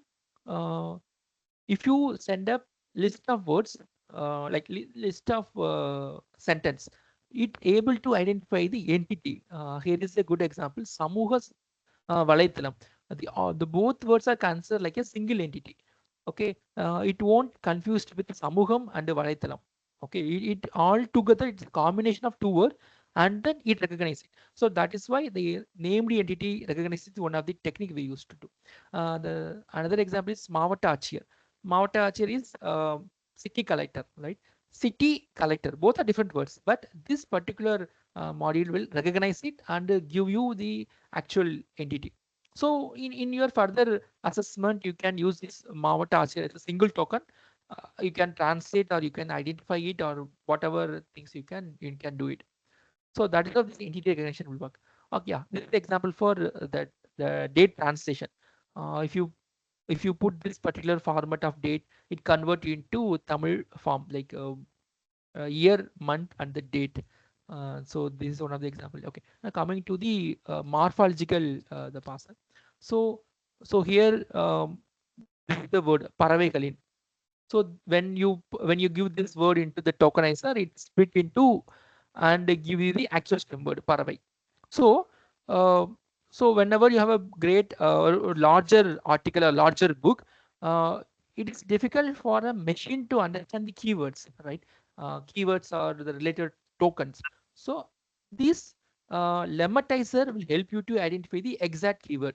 The Paravaikalin, Paravaikalai, Paravaikalukku, Paravaikalaka. So all the inflect forms able to identify using this lemmatizer, because lemmatizer will give you the lemma, the stem word, right? So once you get a stem word, then you can use your other concept, frequency finder or other concept to identify the word. So this is the example for lemmatizer. A delematizer, so another good example. Palamku, it give Palathukku, Semman plus Kal, Semman, I think, yeah, that's the input. I think output is missed out. Okay, maybe in few cases it won't work. Maybe someone is the word may not recognized by the module. If you do generic word or a simple word, it able to recognize and it generate the actual inflect form. Okay, so this is one of the example, and this is the example for n-gram. If you give a entire chunk of words and give a numerical value, like how many gram you need, like 1 gram or by gram, 2 gram. So if you put 1, it will split into single letter. Okay, if you put 2 means it will split into 2 gram, like two letter combination, two letter combination. Same way trigram means 3. If you put a 3, it will return 3 letter combination. So that is how it works. And this is for Matrai, Asai Pirital. So it's a kind of grammatical assessment. Unicode cleanup, it's a kind of normalization. In Hindi, I explained you, right? Nuktas is there, right? Same way in Tamil also, sometimes it has an impact in Unicode variations. For example, here is the example. So people put a ir On top of Tunaikal. Okay, in Tunaikal they will put the dot and it's considered like a ir. So it's a error. Okay, actually it's a Unicode error. It is not an actual ir. But when you do a other kind of NLP processing, or when you do any string search, this word is considered like a Tunaikal. Right. So these kind of variations are cleaned up here. Unicode clean. So this is a function called Unicode clean. You can use it. So here is the final output. Nagar. So the right ir represented here. Tukam. If you see here, tu and then Tunaikal is there. So there is a small gap between these two characters. Sometimes some media used to write in this form. This is not actual right method, right? So this Unicode cleanup will clean it and it give you this kind of tu. So tu needle. So it's a one more example. And lemmatizer. I think this, yeah. If you want to try it, some of the spell checker feature of Vani NLP, you can check it out in Rapid SQL. Sorry, not Rapid SQL, Rapid API. Here you can find the APIs are there. You can test it with your own account. So I think for minimal queries, I think it's a free of cost. You can use it. If you want to use a commercial, maybe you need to pay it for here. But generally, it's a free of cost. You can try it out. Coming back to here. Yeah, so here is an example of how you can use the Rapid API. Yeah. Now coming back to the slides, I think we have covered a few of the techniques with the actual code. So you will get some idea. Let me go to the next slide. Okay, now I will tell you some of the few practical implementation of this text processing in day-to-day life, or some products where the people have started using these NLPs. For example, there is a tool called Thiral. It's a kind of news intelligence platform. So it collects all kind of news from various sources, and it identify the trending word or geographical location or news cluster or headlines. Those things are able to extract and able to present it. So I will give you an example. So this is a mobile interface view. Yeah, here you will find the techniques what they have used it. In Tamil, entity recognitions are used to identify the trending keywords. This particular intelligence platform aggregates almost 100 news platforms in various media houses, right? So every day they have almost 9,000, I think 9,000 articles are aggregated. So on top of that, using this named entity, it able to identify which keyword is trending. For example, a few days back, there was a heavy rain. Okay, so this intelligent platform able to recognize it. Entire entire news platforms are using word called Gana Malai or Balata Malai, which means heavy rain. It able to recognize it. So it gives a trending keywords. I will show you the actual tool. Another thing is geospatial NLP. Using this geospatial NLP, we can identify which news is related to which location or which geographical area. I think it's a good to give a practical demo that will give a more interest on that. Sorry, it's in Tamil. So for other language people, maybe you can use translation to understand the techniques. So the idea of this demo is to understand how the NLP is used in this kind of intelligence platform. Okay. Yeah, like if you see here, these are the trending keywords specific to district. So based on the news frequency or news density, these keywords are identified. So which means Chennai is the city which are in more newses. It's a heart of the newses are about Chennai, then Puducherry, then Tiruchirappalli. So these are the hierarchy of the keyword distribution. If you see here the trending keywords again, Bharata Malai is the top trending still today, and a few of the political names and a few events are there. Srivilluputtur is the one of the trending news currently in Tamil Nadu. So this news is picked up here. So this platform will help user to identify the trending news. So people will come here and check what is Srivilluputtur and they will click and read it. So behind this platform, NLP is used. So using this NLP, these keywords are picked it up and based on the frequency, the words are listed out here. Yeah, one more good example is Swami Darisanam, Narendra Modi. It's a two entity, but it able to identify it. Katralutha Talvu Mandalam. It's a three word entity. Still it able to recognize it. So these are the keyword entity. Now coming to the headlines. So here it is the interesting factor. So if you see here, these all the news. This group of news is clustered news. All the news are related to some specific common theme. So the machine, like the engine behind this Thrall, able to cluster the news and then plotting it here. I think people can go on mute. I'm getting a background noise. Manikandan sir, kindly unmute yourself. Manikandan sir, kind request you to kindly unmute yourself. Kindly mute yourself. Manikandan sir, please. Yeah, Thank you, sir. Thank you so much. Thank you. Yeah, coming back to this slide. Yeah, so here we are using the cluster technique. So the news are clustered and plotted. So the machine can able to understand what is the headlines.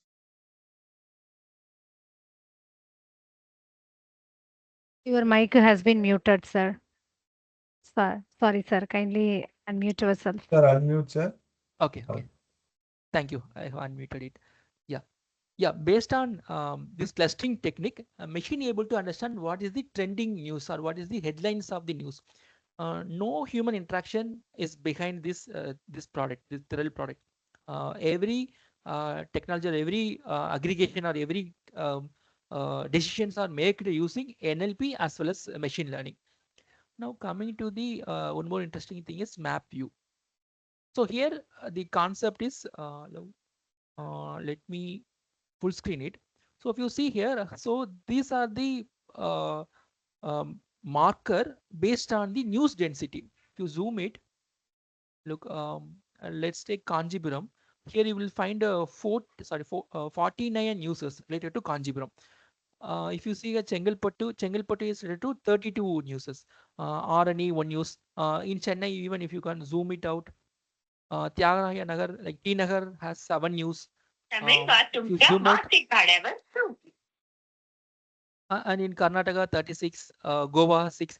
Okay, so here we have used geospatial NLP. So which means the keywords are recognized and it also give a geographical details. Based on that, the engine will make a cluster of the marker and then it tells you the detail. Even you can see international news. In Afghan, we have 6 news. If you click it here, you will get a pop-up where you will get the glance of the news. I think there was some cricket is going on in Afghan, I think, or Afghan related cricket. So the Afghan is tagged here. So that is what the geospatial NLP works. Yeah. Coming back to unsupervised and supervised ML. So here we have used two places we have used ML, machine learning technology, for predicting the headlines. Second one is identifying the categories. For headlines, it is completely unsupervised. The technique is k-mean. Okay, the Thrall used only k-mean. So entirely unsupervised. So the machine will not. Machine will not be educated or machine will not be triggered by human or any supervised mechanism. Entirely unsupervised based on the keyword density, based on the frequency, and based on other few factor. Using k-mean technique, it able to recognize the headlines, right? Because headlines, as I said, it's a news clustering. So in news clustering concept, they have used unsupervised machine learning. For news classification, there is another menu called classification. If you click that, it will tell you the classified news. For example, you can see only sports news or only entertainment news or only political news. So those classifications are done using supervised learning. So here supervised means so it able to get some data from previously tagged news. For example, some media house may tagged with sports as a keyword, right? Out of 10 articles, only few of them are tagged out, right? Using those tagged keyword, the machine will supervise themselves and then it able to classify the other remaining 10 articles which are not with that particular keyword. Even the publisher house missed to add the keyword called sports or cricket, but the machine will able to recognize it. If this article is related to cricket, which means sports. Okay, so this in this area they have used the technique called TF-IDF. Coming back to these slides. Okay, I'm just skipping out. These are the other examples. I think we are running out of time, so I'm just winding up. It's like chatbots. So these are the chatbots, and so this is the chatbot I was telling, apps.nichilkaran.com/chatbot. So this chatbot is purely Tamil. You can ask questions in Tamil using discourse processing. It able to understand the content and then able to respond back. But one of the limitation is you can ask only the data which is available in Wikidata. You cannot ask any kind of question. It is not ChatGPT. It is not that much intelligence, but we have developed a chatbot for Indic language. So that is the idea I want to present it here. You can, if you have time, you can try it out.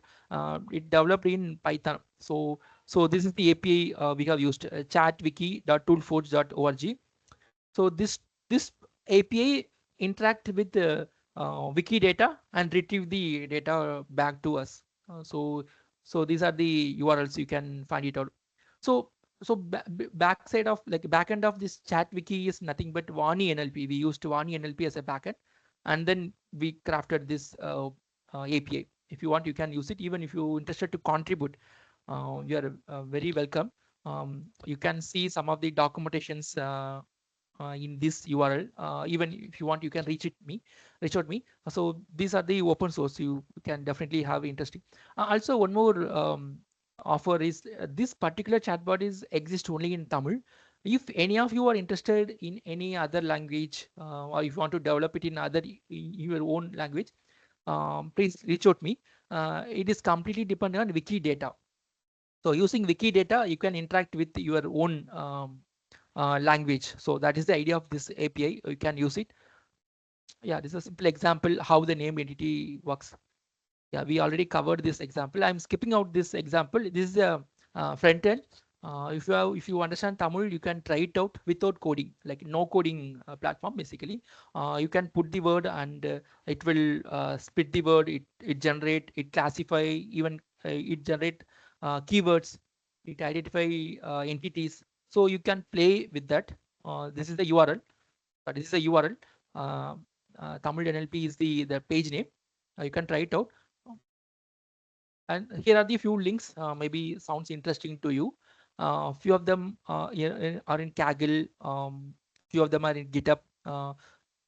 This is a collab link where you will find the collab what I have already shared, right? So those pages are already existing in this collab location. Just go to my GitHub page and then just explore. Most of the codes are available over there. Can make use of it. So these are the other NLP platforms. I'm just skipping out. We are more focused on Python, so I'm skipping out. But these are the existing platforms. So with that note, I'm winding up my session. I'm happy to take a few questions. Thank you. Participants, if you have any questions, you can interact with sir now.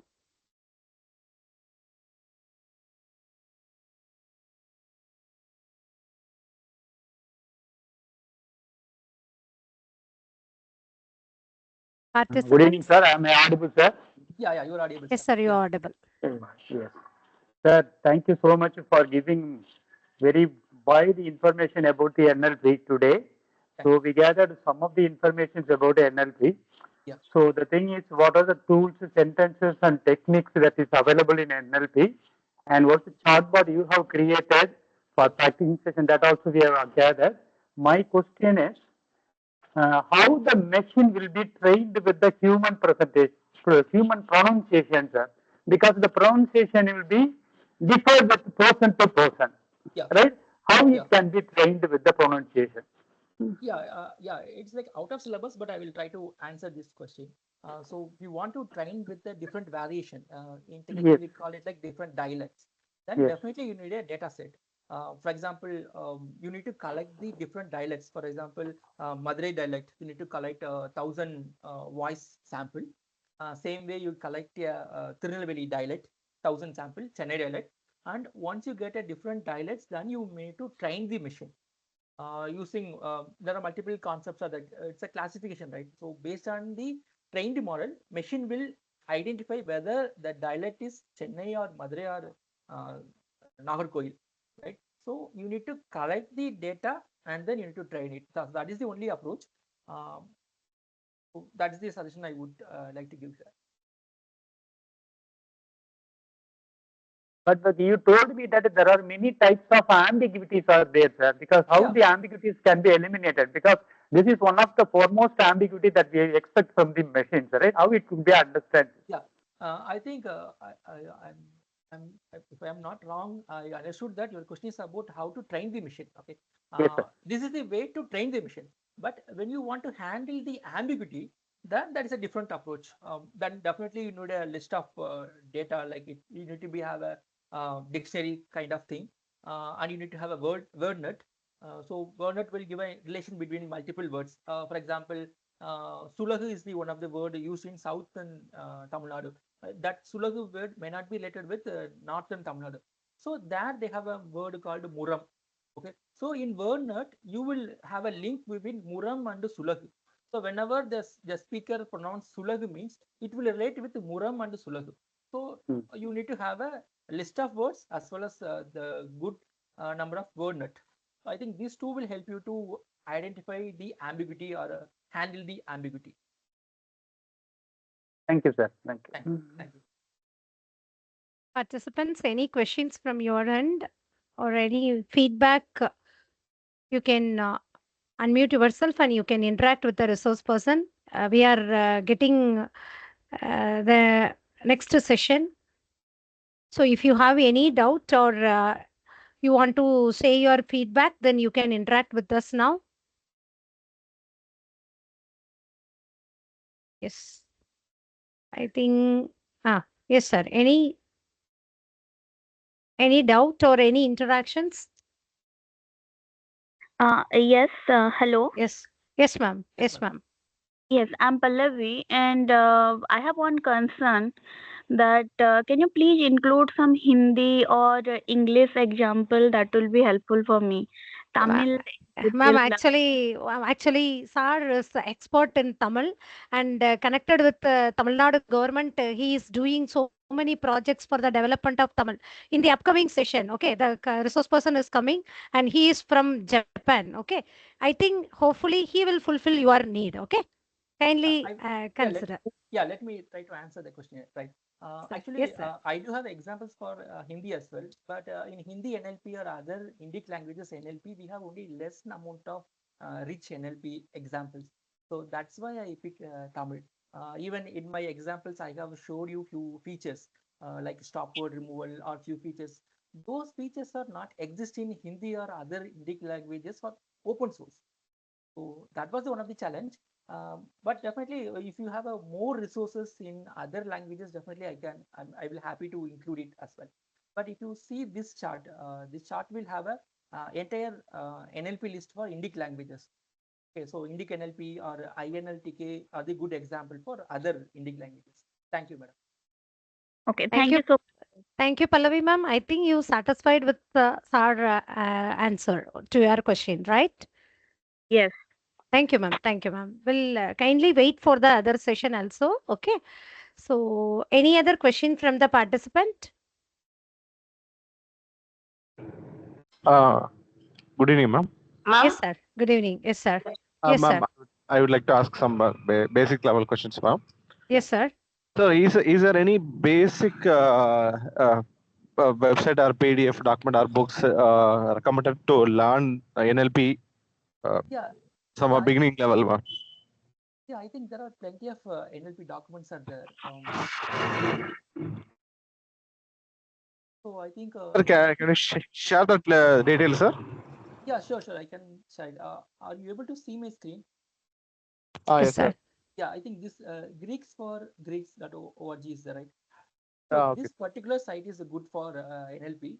because I have gone through those things. And there is one more Vidya Analytics is there. Vidya Analytics. Yes, sir. Those 2 pages I would recommend.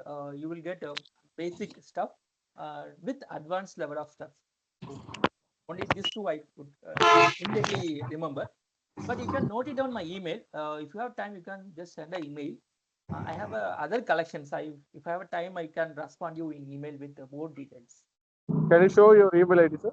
Yeah, my screen is. Yeah, yes, sir. Are you able to Yes, see sir. nichilkaran@gmail.com? Oh, okay, sir. Okay, sir. Thank you, sir. Thank you, Karthikeyan, sir. Thank you so much. Any other questions from the participants? Sir, good evening. Yes, ma'am. Yes, ma'am. Yeah, sir, is there any software which supports the Brahmi languages, Tamil Brahmi languages? Actually, Brahmi is the kind of font name, right?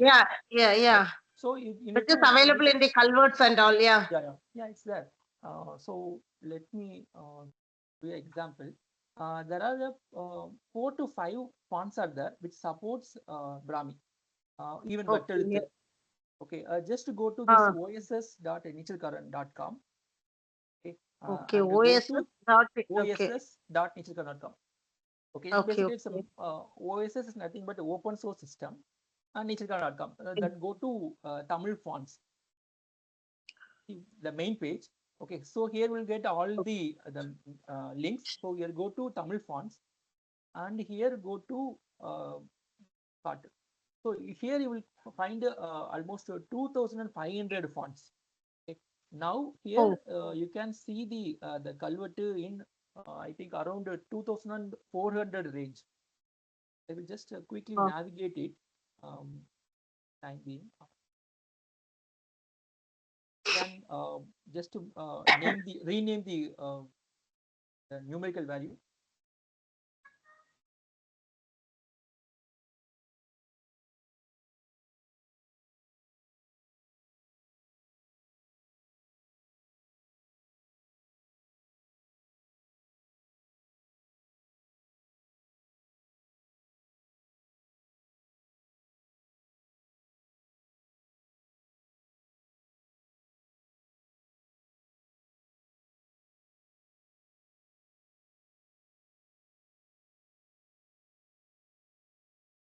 Yeah, here is that. You can see, right? So this is the one of the example. You come down, you will get a few more examples. Okay, with the different fonts. Yeah, different the fonts are there. Okay. E-Tamil, E-Kalvattu or Vatteluthu are a few of the names. Just come here and explore it. Sure, sir. Sure. Thank you. You just mail me. I will respond you there because since time is very short, I don't want to take more time there. Yeah, sure, sir. Sure. Thank you, Adeline, ma'am. Thank you for your nice question. Yes, ma'am. Thank you so much. Thank Participants, yes, ma'am. Participants, any questions or feedback? I think another resource person. We have to start the another session soon. Okay.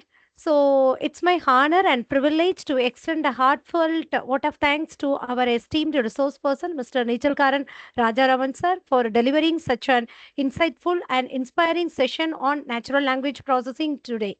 Yes, sir. Your expertise and passion for advancing Tamil through your projects like Vani NLP and Manal Totti have left us truly inspired. Your dedications to contributing to the development of Tamil language technology is truly commendable, and your efforts in bridging the technology with the language are braving the way for remarkable advancements in natural language for Tamil. For today's session, your detailed explanations of trending keyword techniques such as Tamil entity recognitions in trending keyword features and geospatial in multi-layer map view, supervised learning in news classifications, clustering techniques, and their applications in the Thrill product was very nice. And your product, Tamil chatbot for Wikipedia demonstration was also very nice. And Yes, sir. We are immensely grateful for your time, effort, and knowledge you shared with us today. Your insights have not only broadened our perspectives but have also motivated us to explore further in this domain. On behalf of the organizing committee and all the participants, I extend my deepest gratitude to you. Yes, sir. Thank you so much, and thank you so much for your valuable session today. Thank you, sir. Thank you so much. Thank you, everyone. Yes, sir. Yes, sir. Naharjun, hope another resource person arrived to the session. Naharjun, I'll check. Okay. Participants, thank you for your valuable interactions with the resource person. So kindly wait. We'll start the next session very soon. Let me check with the resource person.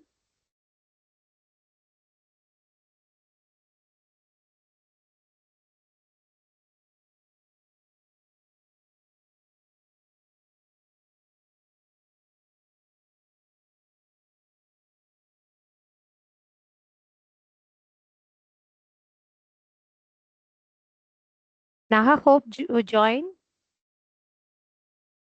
Yes, I'm joined. I'm not audible. Yes. Let me check the audio setting. Okay. Sir, Naha is joined, but he's not audible. He's checking his audio settings. Naha, better you switch on your camera. It is easy for us to identify you.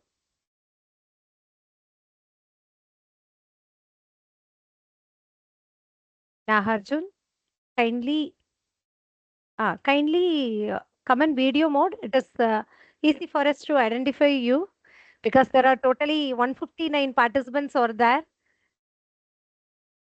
Kindly come in video mode.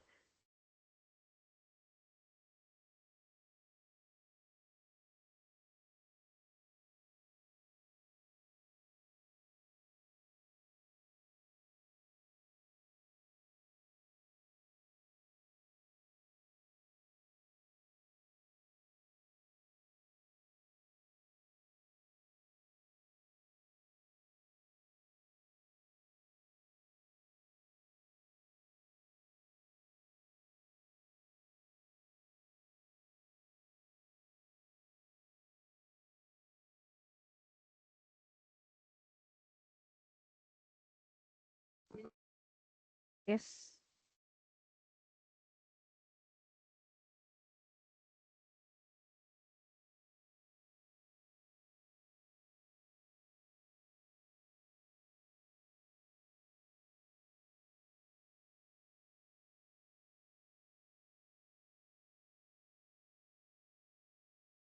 Kindly wait for 5 minutes.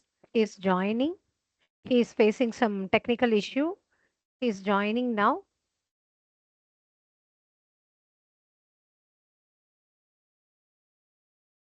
Thank you. Thank you for the understanding from the participants. Audible? Actually, yeah, Hello? yes, Naharjun, audible. Okay, I It, just rejoined yeah, it. yeah. Kindly come in video mode, please. Yes, ma'am. Yes. Thank you, Naha. Thank you so much. Yes. I welcome the next resource person, Mr. Naharjun, and he is senior product specialist Japan and technical account manager for China at Soho also, and he from May after completion of his BTech IT, he is technical support engineer during the period May 2015 to August 2018. And from August 2018 to January 2021, he is a technical support engineer at Japan. And again, data center executive and escalation manager Japan during the period October 2021 to January 2024. So again, August 2018 to at present, he is a senior product specialist Japan and technical account manager for China. He is expertised in various fields such as data science and computer networks, etc. from the connected with our department continuously. He is providing his very good support to our department. Yes, Nagarjun, session is yours. You carry on, please. Thank you so much, ma'am, for the nice introduction. I'm so honored to be a Welcome, part. Nagarjun. Hello, sir. Hello, sir. Hi. Welcome to the session. Thank you, sir. Thank you.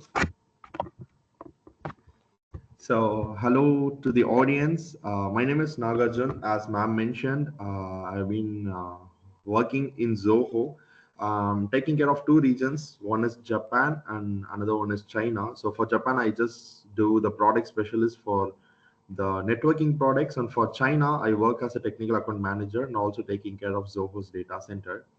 So I know everyone must be tired because of the previous sessions you were taking care of. So don't worry. So let's just have a conversation during this webinar. So I'm not gonna bore you much with the PPT. Okay, so we can just talk about the standards of how the data science is working in the global industries, how it is working in the IT industry especially.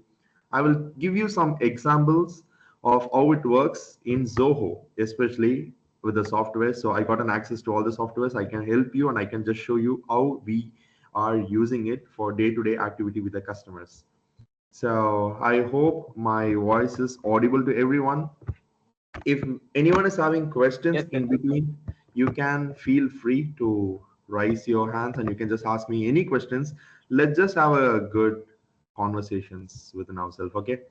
So before going with that, I want any one of your candidate to answer what is a data science according to your understandings. That can be a basic explanation also, no worries. It's just I want to talk with you guys.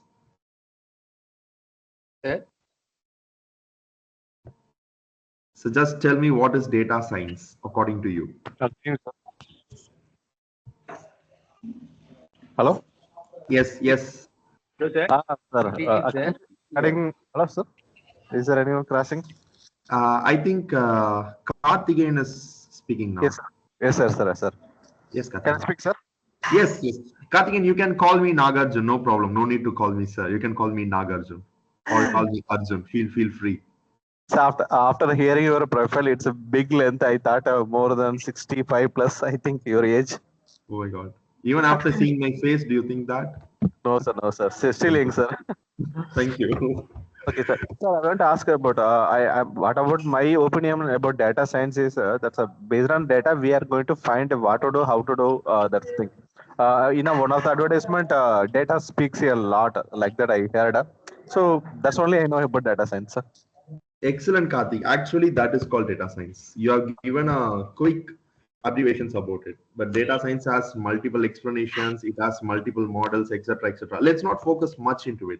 Let's just connect data science to our real life example. Okay, let me give you one example. Let's consider we are getting a salary of 1 lakh in the month of January. What we will do? We will split some money for the car EMI, we will split some money for the house EMI, we will do something for the groceries, and remaining 10K or 20K, we will put it in our savings, right? We plan it for February, March, April, May, June, till the end of the year. How we do that? Only by knowing the salary of January, right? If we get any appraisals of, or if we get any increments in our work, we get some money and we will plan for the future activities, right? So this is called data science. You get a data and you plan for the future. Simple example. So if you are planning for your electricity bills, this month I get 5,000, next month it will be 7,000. And what you will do? You will check, oh my God, why 2,000 have increased? So you're checking why my data has been increased. So the analysis is called root cause analysis of data. Simple as that. Having a data of current day to day and predicting the future, that is called data science. In order to do that, you need three things. First thing is you need data. As I said, you need money to plan for the future, right? So first you need to have a data. Second thing, you need to analyze for the future, what I'm going to do, what my money is going to do in the future, like that, what my data is going to do. Number three is that if in case is there any problem with my data, what is the problem? Say example, by the month of July, there is no money in your account. So you need to analyze, okay, there is some other expenditure happened in my family. So that is called root cause analysis. This is just a quick example. Okay. Now I will take you to my presentation and we can just discuss further. Let me share my screen.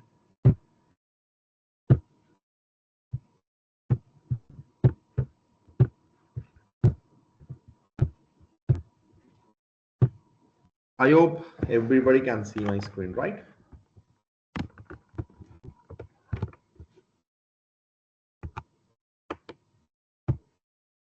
Is it visible, ma'am? Okay, I think.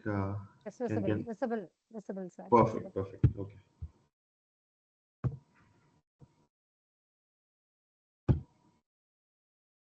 Okay, so today I'm just going to talk about the agendas such as what are the challenges we face in current IT management and what is the future approaches with the current data and what we are going to do some advanced analytics and what are we going to predict the future, what are the automations and intelligence we have been added with the data and what is the reason for doing this, what are the cost savings, what are the improving efficiencies, and in order to do this we need to mainly focus on security also, right? So what is the security enhancements we have done and what are the integrations we have done. So I'm going to talk about everything to you.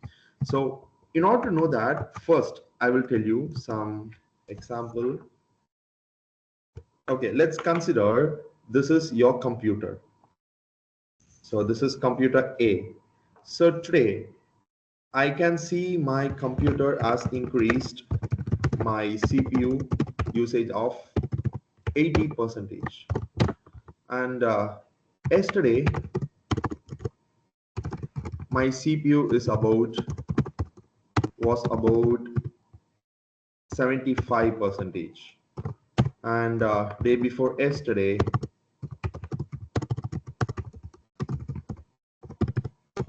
the CPU was around 70%, and further it was like on 13th it was like 65%. So this is the data of my previous previous dates, right? So for 13, 14, 15, 16 it's keep on gradually increasing every 5%. From this what I can understand, tomorrow the date is 17th, so my CPU can go up to 90% or 85%. This is my expectation, right? And further it will go on 18th December as 90. Further it goes on 21st or 20th, it will go 100%, and my CPU will be highly utilized and my computer will be shut down, right? So this is just a quick example to show you how the data is being analyzed for the future. Like this, in industry, we have lakhs of computers across the environment. Say example, let's take Tata. In Tata, we have more than 5 lakh employees. Every employee is having a computer. Every employee is having desktops. There are multiple laptops, mini tablets provided by the company. In this case, if every day one computer is getting failed, the system admin of the TCS have to give them new laptops. But they couldn't understand, oh my god, what is the reason for this, what could be the cause of that. In this case we come up with a solution called some softwares, XYZ software. So even in Zoho we have some software. What we do, we will monitor all these CPUs, all these computers all together by the softwares. The software will keep on monitoring each and every CPU, each and every RAM, each and every files, folders, processors, services in all the computers, and they will notify to the specific computer saying, excuse me, your computer will be shut down in 5 days. So they will be mentioning to this computer, this could be the, what could be the cause. Then the customer or the person or the system administrator, they have to log into the computer and they will check, okay, the antivirus is causing some problem with the computer that is being keep on increasing every day. That is the problem for all computers day-to-day activities. So in this case, by collecting the data of all the environment, we come up with a solution. Okay, the antivirus is a problem. Now the system administrator will disable the antivirus running in TCS. Once it is done, there is no problem happening in the environment. So this is like a quick identification of the issues happening in a company so that much cost will be saved. This is also one of the example to show you. I will just take you to the softwares what we use here. So this is one of the software, paid softwares across the globe. We have many companies. So I will just explain you with the Zoho what we use.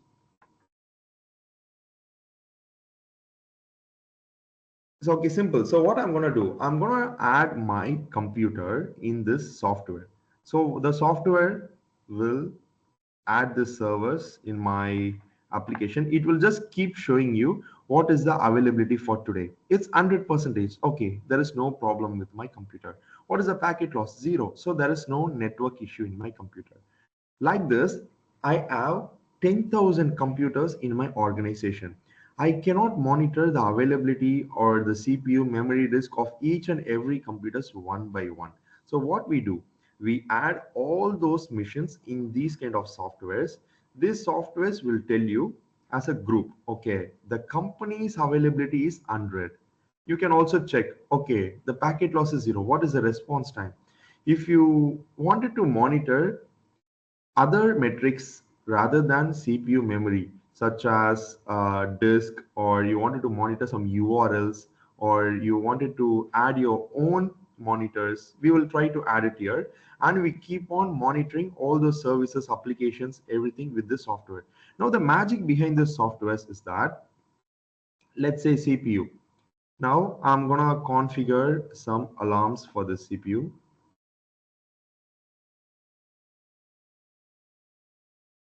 Okay, so I'm gonna say, okay, today, if my computer is more than 90%, send me an alarm saying attention, like this. If my computer is more than 95%, send me a trouble alarm. If it is 99%, send me critical. So this will help the employees or the network administrator to find what is the current state of the CPU utilization. Now, here the data science is coming into the role. What happens is that one customer is saying, see, Nagarjun, I'm not sure what is the current CPU, what is the current disk. So I cannot give values individually. In that case, we enable adaptive threshold. So this comes into factor. In adaptive threshold, you no need to configure anything. The software will keep on identifying your environment for 1 week. It will monitor CPU, memory, and the response time and the input output speed for 1 week. Based on the 1 week, that will automatically configure the threshold, saying like Nagarjun's computer for the last 1 week is 50%. This week is 75%. So the threshold should be 60. So 60 is the average. Like that, every data will be analyzed by the softwares using algorithms, technologies used behind the codings. Then that will be configured on each softwares. So by this, I can understand, okay, next week, my computer is going to be on trouble. Today, I will just go and analyze it. Okay, what is the cost? I want to check what is the problem in this. I can go to my computer. I can just say, example, I can just do task manager. I can easily identify what is the problem in my computer by checking on the details or checking on the processes running. This can be done only for one devices easily, but if we have multiple devices across the environment, it is really difficult. So data science is a technology for multiple environments or the broadcast environment. It is not only for one person. For one person, if you have a one phone, you can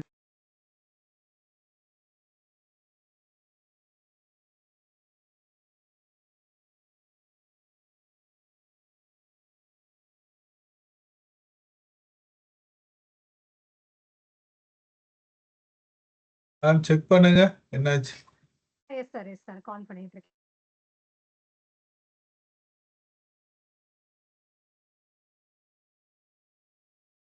Participants, please wait.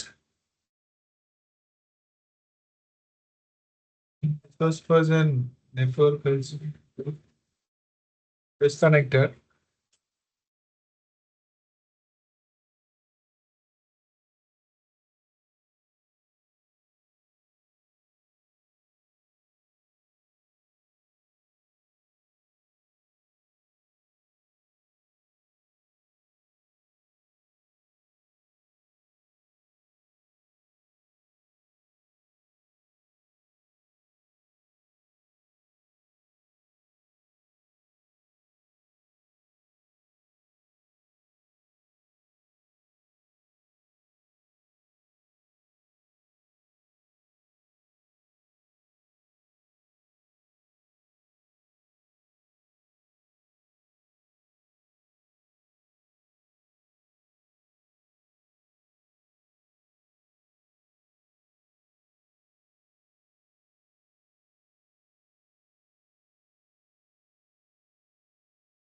Hello, am I audible to everyone? Naha, audible Naha. Sorry, it got disconnected. I was talking alone for a while. I'm sorry. Okay, let me take you. Please continue, sir. Yeah, sure.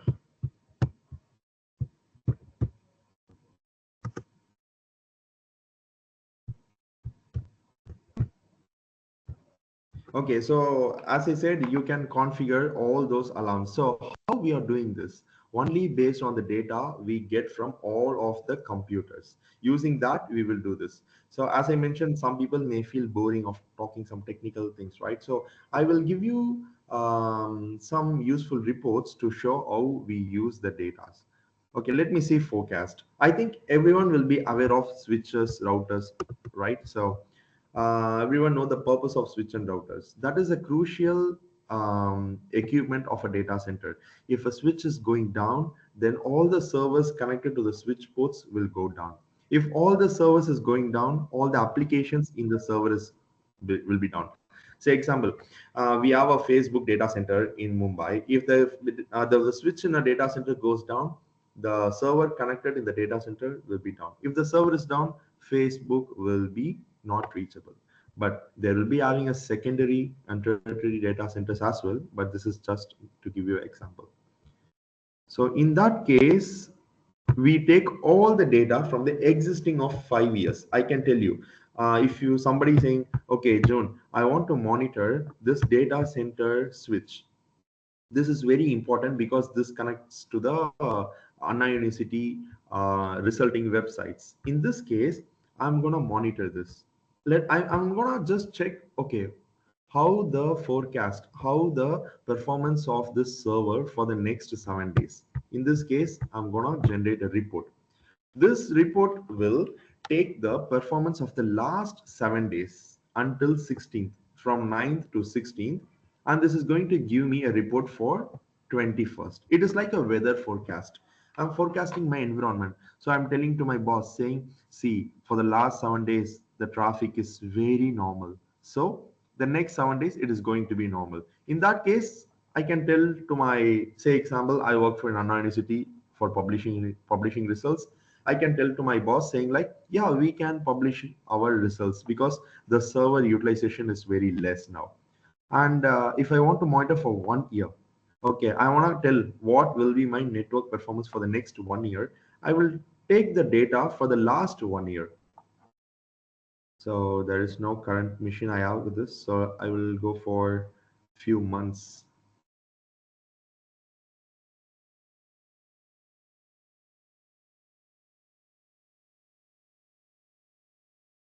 Okay, so I have data for last 1 month. So using last 1 month, I can easily tell, see 160 kbps is the traffic happened on 18th November, 7 o'clock, 1 o'clock, 2 o'clock, 21st November, 10 o'clock, 13th. All this data can be taken from the switch or the router from the logs.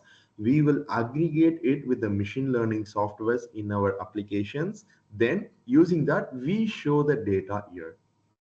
This is how somebody can easily understand, okay, let's say example, 31st December, I want to do some activity in my company through internet.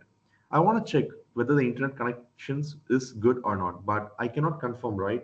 Like just one week before, I cannot confirm you what will be the network performance. In that case, I'm going to forecast it. I'm saying like, okay, 31st December, the in traffic is 160 kbps, out traffic is 190 kbps. Okay, this seems to be very less. Okay, let's do the activity. In these cases, I'm not sure whether this will work or this may not work, but out of experiences we had in these softwares, about 97% will be working fine. Only 3% there will be some disruptions in the internet. There will be some new movie coming in the internet. Some people may download, which may take some internet.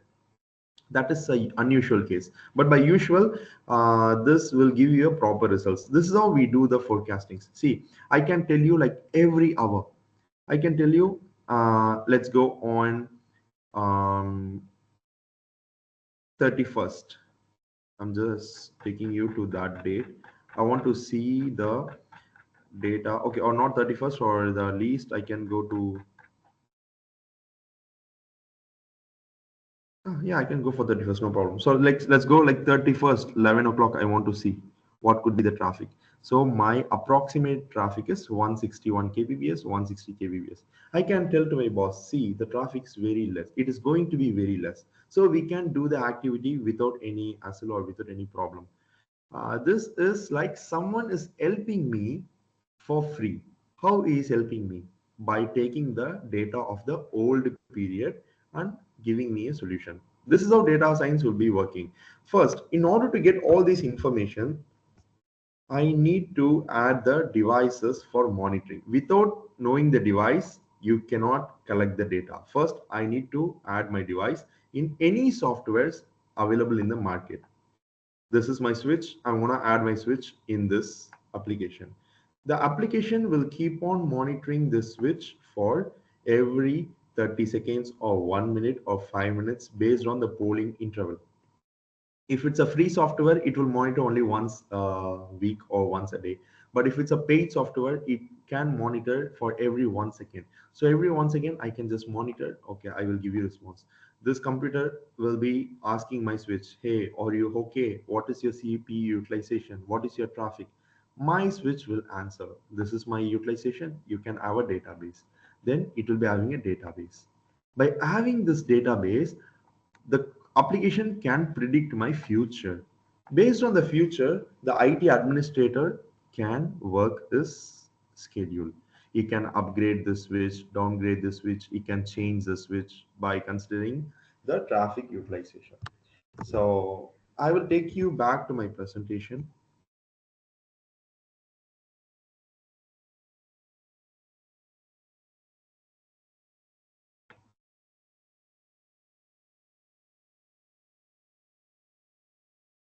Okay, so at first, as I mentioned, we need a data to monitor. Once we get the data, where we can store. As you can see, there will be a vast amount of data, right? If I want to take the server logs, server is nothing but your computer.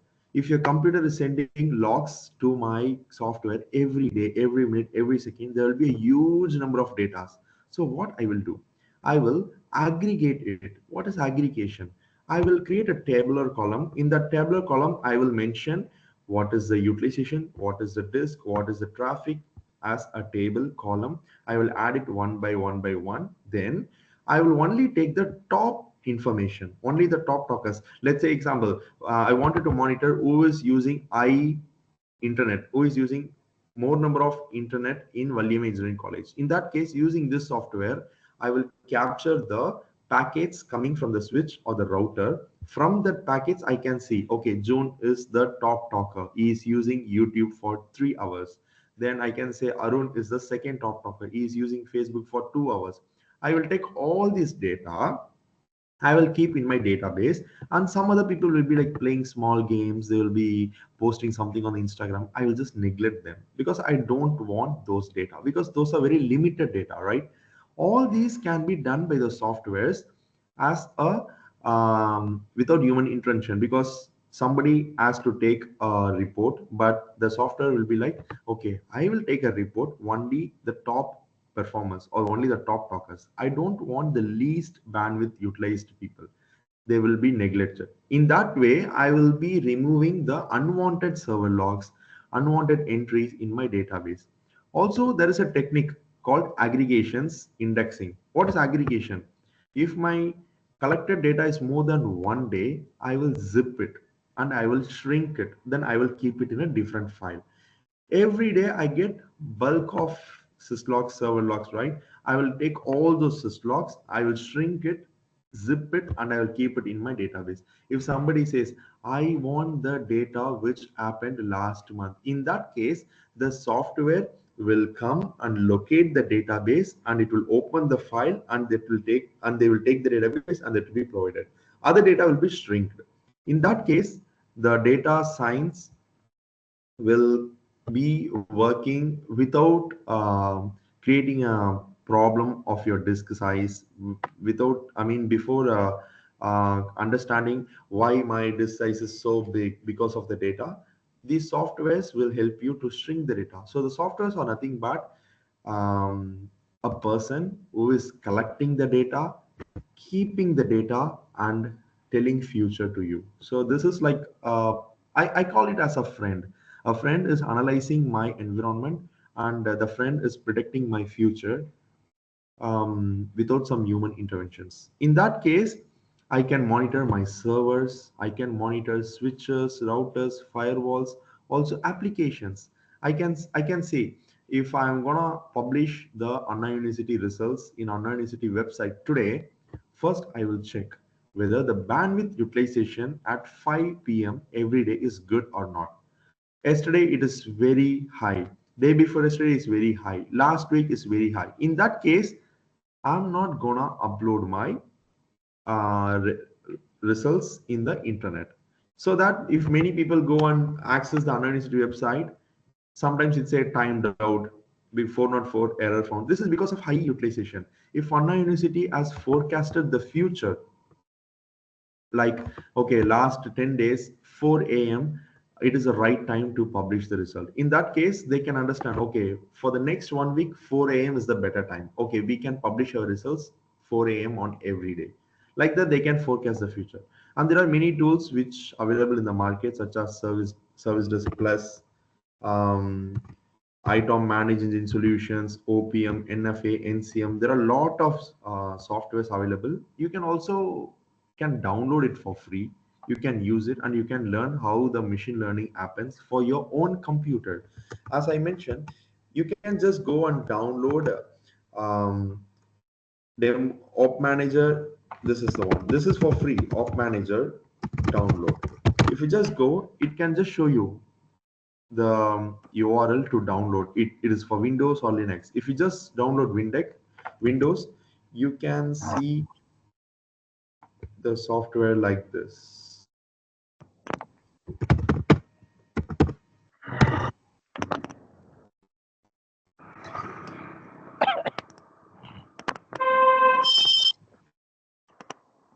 You can just see the software like this. Once you see the software, you can just add your own device. So this is my demo site. I have added all my computers, servers, everything in this.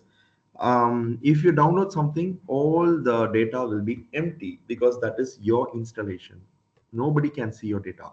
So if you wanted to monitor, you can just go to add new, click your add new button, and you can provide your machine IP address and the login username password. The username and password is nothing but your computer. That's it. Once it is added, you can easily see a device like this. Let me just give you example for Windows. Okay. So this will be added like that. You can monitor what is your current CPU, what is your current interface status, and what are the active process running in this computer, and what are the softwares installed. So all this is a normal thing because the software is fetching your data. But the main function of data science is that all this can be monitored.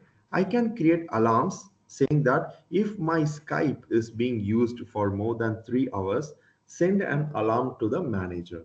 So the manager can understand, okay, you're Skyping to someone else, so that is not allowed. This data can be done for 1% or 2%, but if I wanted to monitor for more than 10,000, 20,000 people, I take the data of the Skype person and I can just keep on monitoring it. I will show you, I have a live demo for that.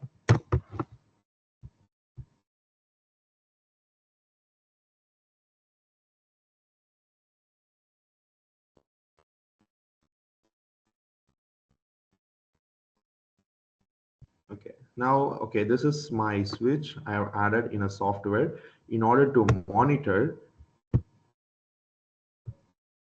So this is my data center switch. If I just click on the switch, I can easily find who are the people talking to who. What are the applications they're using? Say example, this is a source IP, this is a destination IP. They're using applications and for how many time, what is the traffic, speed of the application, everything. I can easily identify it and I can just go to the person and say that, hey, you should not use this because you're wasting the company's internet. So these are just layer 4 application. If I wanted to monitor layer 7, such as Google, Facebook, Gmail, I can just do that. I can easily, okay, let's say YouTube. Now I collected all my packets. You can see YouTube data here. What I'm going to do is, okay, I'm going to click on my interface and I'm going to see who is the actual person using it. I go to the interface. I can easily see, okay, sources, this person. So if I just go and do a NS lookup, I can find the person who is accessing YouTube, and he is a top person using more internet. He's using like 7.718 of percentage. Second user, third user, fourth user. I take all these data. Now, by analyzing all this data, I can give some alerts, such as if my threshold, if my interface threshold is greater than 80 percentage, you can give me alarms. If my database contains the threshold for 3 times, give me alarm. If the violation is happening for 10 minutes continuously, give me an alarm. Send an email or send an SMS, send a chat as a WhatsApp chat, web chat, whatever it is, or raise a ticket, raise an alarm, raise a syslog. Anything can be done using this softwares. But in order to do this softwares, the data has to be collected from those devices, and it should be aggregated with our softwares, with our applications, and then it will be proceed for the future. Now I give you some good example to show what data science does in these kind of softwares.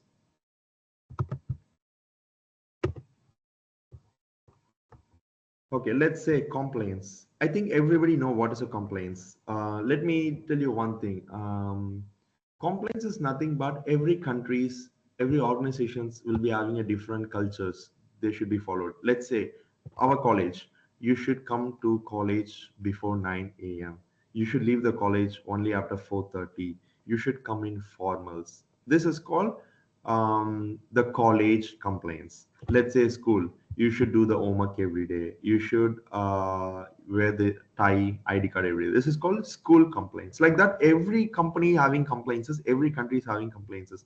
Now, I wanted to know whether my environment or my computer or my CPU or my server switch routers is under the complaints or not. The government is giving some complaints policies saying that these are the metrics should be present, these are the metrics should not be present. I want to check whether all these metrics is present in my environment. In that case, I leave it to the softwares. What these softwares does, this will run complete complaints check on all these. Let's say example, our PT sir comes and stands in front of our school. He sees that whether this person is having ID card, this person is having a tie, this person is having something. If you're not wearing it, he will tell you, okay, this is your first time, you may leave. But if he monitors you second time, if he monitors for the third time, he can tell you, okay, you are like one bad kid who is not following rules and regulations. So he may call your parents, or you can write it in your diary saying that this kid is not obeying the rules. Like that, these kind of softwares will take the data from all these switches, routers, everything. They will run a compliance checks like, okay, the password is encrypted or not, whether the SNMP profile is version 3 or not. Like that, they do all technical things. Then they will send it as an email to the customer directly. In that case, I no need to go to office. No need to go to the data center to check this. I can just stay somewhere across the world. I use this softwares. Add all my devices in it. These kind of softwares will analyze the configurations of all these devices. From that, they will take the data. Okay, you wanted to know only the SNMP is configured. If yes, whether the version number is V3. If yes, okay, is a good guy. If it's a not good guy, that will be written in a database indexing. That index will be generated as a report, and that will be sent to me. I'm saying like, I need this report every month. I need this report every Monday. I need this report once in 2 days. I can configure. All these magics can be done by the machine learning softwares. They will take the data, they will keep accumulating it, they will do indexings, and they will send a report to you. So this is not just an explanation of how data science works. I'm just giving you what is the role of data science in the IT environment. Data science can be different in economic sectors, in finance sectors, government sectors. That may work different way. I'm just giving you how in IT sectors we do, especially for the networking sectors. And next, I want to explain about organizational maps, what we use in data science. What is organization maps? I will show you some diagram. Let's say this is my switch. This is my switch. My switch is connected to the router. Now I will notice down. Okay, this is switch. Switch. This is router. So what happens is that the switch will be connected to the router, as everybody knows. Then the router is connected to a firewall. Now, my software or any data science softwares or any data collection softwares will keep on monitor the switches. Someday I'm getting an alarm saying that this switch is keep on sending attacks. Somebody is trying to access this switch outside the company or outside the environment. Now, all these informations will be sent to this kind of thing and it will be noted. Okay, today at 10 o'clock, I'm getting 20 attacks, which is like I'm getting 20 times somebody is hitting my switch. I will note this down and I can just quickly initiate this as an email to our boss, someone, or to the head of the networking team saying that your switch is in danger because I have been observing 10 PM 20 each has been happening. Now my administrator is telling to my software, hey, this is a normal attack. Somebody working in a different country is trying to access a file in our company. That's the reason. Okay, then I leave it. I keep on monitoring it. Tomorrow at same 10, it's like 20 attack. And like after 1 week, I can say exactly at 10 PM, I can say, and I can see 100 attacks. Now, by analyzing all this data, I can tell to my boss saying that, see, you mentioned there is 20 hits may happen because somebody is working from a different country and trying to access a file which is in the switch, which is a server which is connected to the switch. But now you are saying like, now I can see like 100 attacks is happening. In that case, what we do, we go and analyze all these packets internally and we will initiate to the customer saying that, okay, let's block the host. We will initiate and tell to the switch or the router saying like, okay, let's block the host who is trying to hit the switch so that the switch will not affect the router, so that the router will not affect the firewall and nobody can access our environment that easily. That is the reason we take and we monitor all those data within ourselves. I mean, not ourselves, by the software, and the software will initiate a response saying like, okay, this is a problem, this is not a problem. All this can be done using our data science softwares. I will take you to the presentation. Okay, before that, I can show you some dashboards, what I have created in that. Let's see, this is my data center. I have created a 3D view. This is like a virtual. There are 3 racks and I have added all my switches, routers here. Then my computer is monitoring all the switches. So here red color is nothing but my data center rack is in a problem. The green color indicates that there is no problem. In order to find this, what I should do, I go to the data center and I need to check the status of all the switches and routers, or we have softwares to find whether this is working fine or not working fine.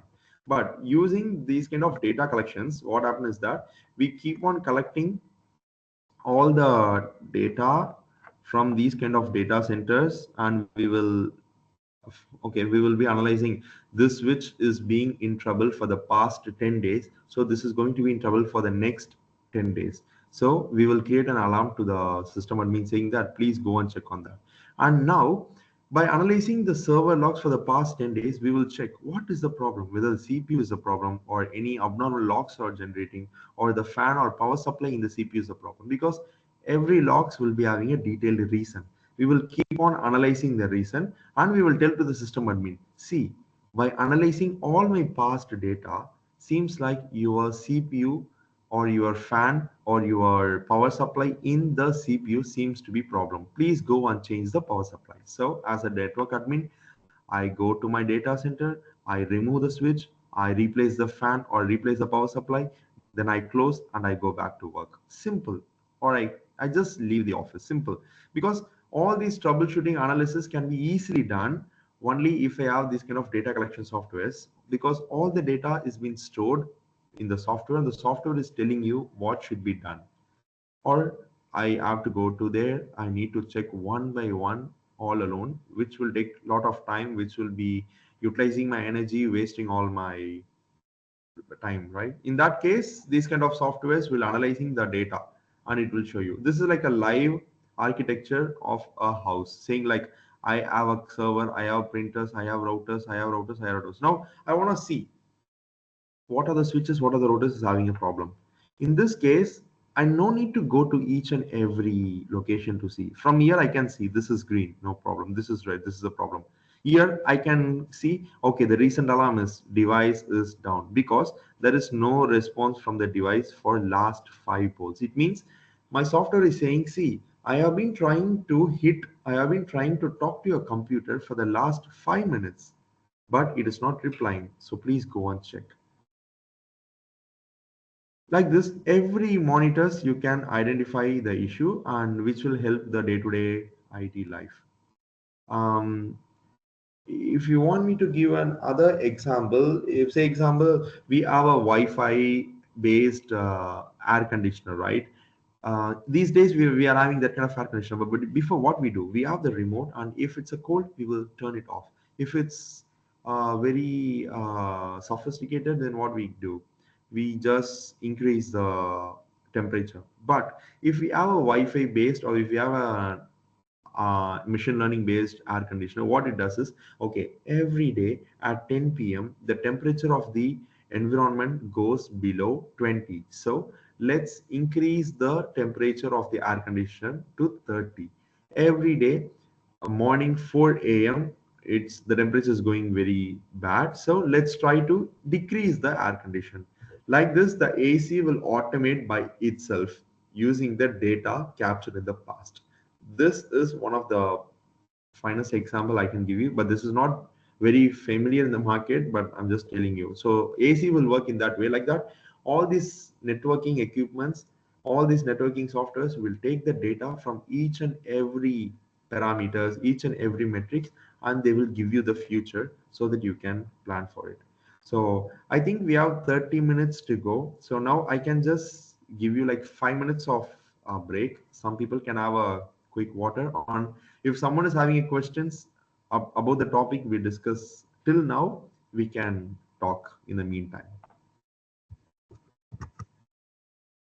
Participants, for you one general instructions. So tomorrow's session will close by 9 p.m. itself. Okay. So today, due to the inaugural functions, we have the session up to 9:30 p.m. So please kindly give your support. Okay. So today's session will take time up to 9:30 p.m. Okay. So tomorrow onwards, the session will start from 6 p.m. So the first session 6 p.m. to 7:30 p.m. The resource person is Dr. Harold Robinson. He is a professor from Francis Xavier Engineering College. He going to take a topic, elevate your research writing, navigating SEA publications and enhancing H index. Okay, from 7:30 p.m. to 9 p.m. Another one eminent resource person, Dr. R. Rajkumar, associate professor from SRM Institute of Science and Technology, and he is doing multiple research and startup working and all, and he will demonstrate on his lecture on the topic advanced ML algorithms for real world solutions. So tomorrow's session will end up to 9 p.m. but today please support with us. Please, the session will take time up to 9:30 p.m. If you have any doubt, or if you want interactions with the resource person, you can have interactions with the resource person now. Yeah, we can talk for 5 to 10 minutes before proceeding next.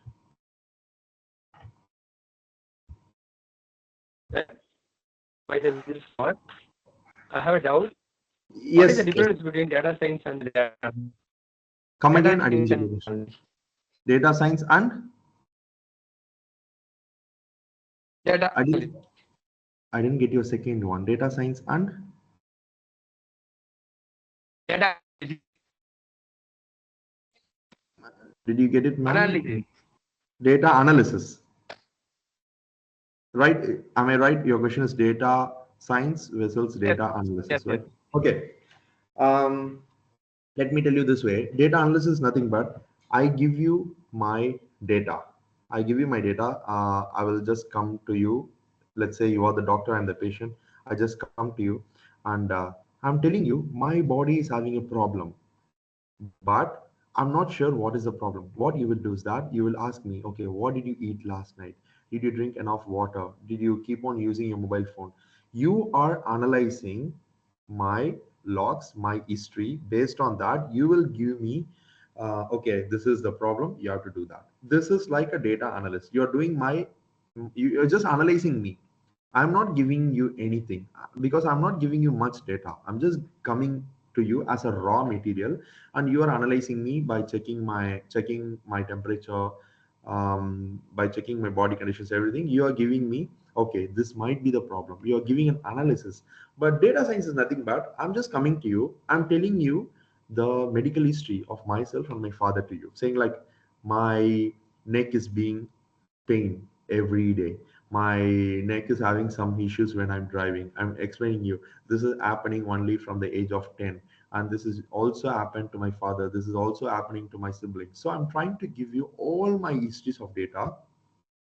Based on that, you can just give me, okay, this is your problem, this is like xxx problem. We have solutions, we have tablets, we have so on, so like that. So data analysis, data solution is not much difference.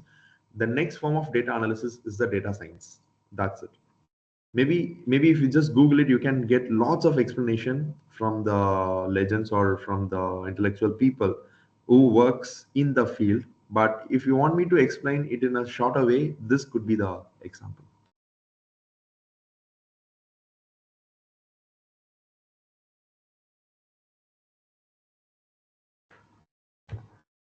Hi Arjun, I'm Ramakrishna from Hyderabad. Hi, sir. I have a small question Yes. to you. So it's very nice, and then knowing how this data science been applied in a real-time environment, particularly networking, analyzing the the performance of the CPUs and all. Yes, sir. But one quick question is, how can we get this real-time data from a networked environment? So is there any tools or the applications that are readily available to download the data, real-time data of any institution? Let us take SRM institution itself. It's having around 3,000 to 4,000 computers, let us say, connected to different switches, different routers. And then we wanted to really analyze the patterns. So what kind of systems are really properly utilized, and then what are idle, okay, based Okay, upon sir. their active performance. Okay, so perfect. That's a good question from you. There are two things. If you work for SRM Valliam Engineering College, I can give you a different solution. If you work in a different college, you cannot take the data of a Valliam Engineering College. That comes under compliance. That comes under the security standards of data, because the data will not be published anywhere in the internet, especially the internet data. If you work for Valliam Engineering College and you wanted to know your data for the 4,000 computers, but there is no software till date, what the best thing you can do is like you can download a software available in the market. Go for a cheap software, like paying a minimal amount. That you don't need to go for free solutions. If you go for free solution, what happens is that the data will be taken by the organization, they will be sell it outside for cost.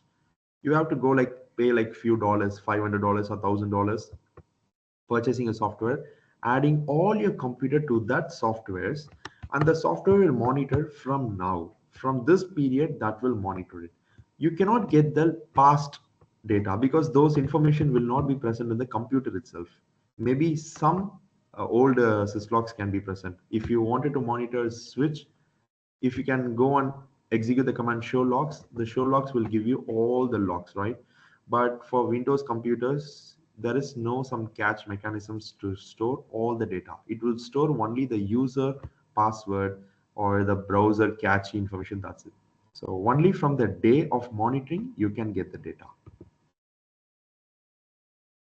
Yeah, thank you very much. But you addressed my question. But one thing is, can you just tell us one or three, not exactly one vendor, who provides this kind of proprietary softwares. Okay, specifically monitoring your computers. Okay, because I can Because tell you. I have my own network, right? So I just Okay. wanted to put everything on that software. As you said, if it is open, trial version, it could catch our data. So that is again a threat. So we will go on a subscription mode or something like that. Perfect. For a period of time, since you said it is not possible to get the cache data. So we will maintain it for 10 days or 15 days or a month. That's more than enough, sir. That's more than enough. That's nice. So I can tell you, the first one is like you can go for SolarWinds. SolarWinds. So that's a company that can give you the software for paid, but there are some vulnerable issues observed 4 years back, but they solved it, but they have some issues. And you can go to a PRTG. It's a solution. They can give you this kind of softwares, and it's not a promotion, but I have to say this, even Zoho, they give you the solutions. So if you wanted to try Zoho, like if you wanted to try Zoho because of this seminar from Steinberg DMM or from the Value Engineering College, I can just take this to the sales team and we can like cut it down the cost, and I can give you like a free demo. If you wanted to try, I can give you a free demo for your company by sitting in my company. I can just give you a quick installations. I will just configure your softwares, configure your computer in my software. I will explain you everything. I can just do it for free if you want. Upon if you like it to purchase, I will take to the sales team of buying it with some concessions or whatever it is. So since I'm working here, I am just explaining about this. But other competitors are like SolarWinds, PRTG, Zabbix. There are many more vendors working in the global market. Yeah, you are so generous. Thank you very much. And then we'll try it once and then think of also taking a subscription for real. Sure, sir. Even for free. Say example, if you wanted to try even for free, no problem. Just give me an email. I can do all these things for free. Nothing has been charged, and I can just give you a license. You can use the software for 30 days for free. Add multiple monitors, do whatever you want. If you wanted extension period of 60 days or 90 days, no problem. I can increase it because I have the access to control all these metrics. Oh, that really helps a lot, because learning from this session would really end up with some outcome if we implement this, because we learned data science, and this real-time data would really help us to see how it works. That's perfect, sir. I will give you the email address of myself in the chat. You can drop me an email stating all your information. Just give me like 30 minutes of or 1 hour of your free time. We can have a remote session. We can just talk together. We can implement that. No problem. So just don't worry about the cost. So I'm here to guide you. Thank you very much. Thank you. No problem, sir. No problem.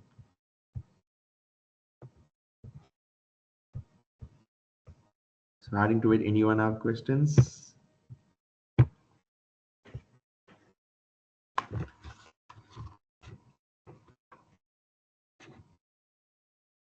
Okay, so let's proceed with the session then. And maybe for the last, I will just close the session in next 10 minutes, and we can have 10 minutes of discussions at the last, so that anyone have questions, we can do it and we can close that.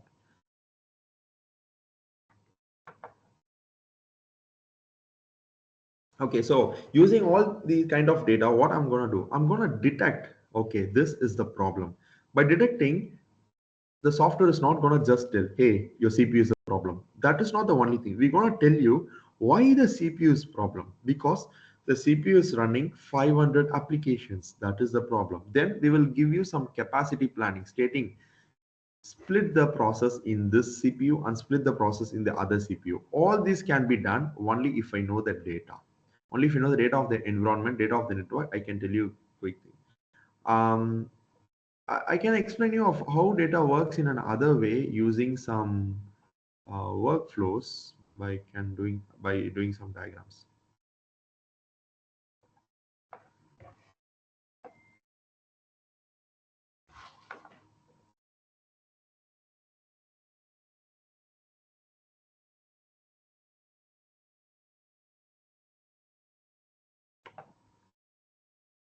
Okay, let's say example URL down check. Now it's like a it's like a workflow that can automate. Now what I'm gonna do first, I want to check whether my application or the URL is up or down. whether the Facebook is up or down. Say example, I work for Facebook. I want to check whether Facebook is up or down. I will add the workflow saying like first I will go, I will check whether my Facebook HTTP post data results. If I'm getting HTTP results, then it is okay. It is not a problem. If I'm not getting, then I will add some other activities to be done. I think I can create a new workflow just to explain this in better. Okay, yeah, this is the one.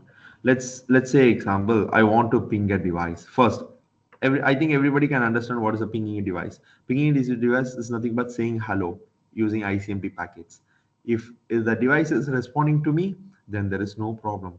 If the device is not responding to me, I want to do the reboot of the system. I can do it here.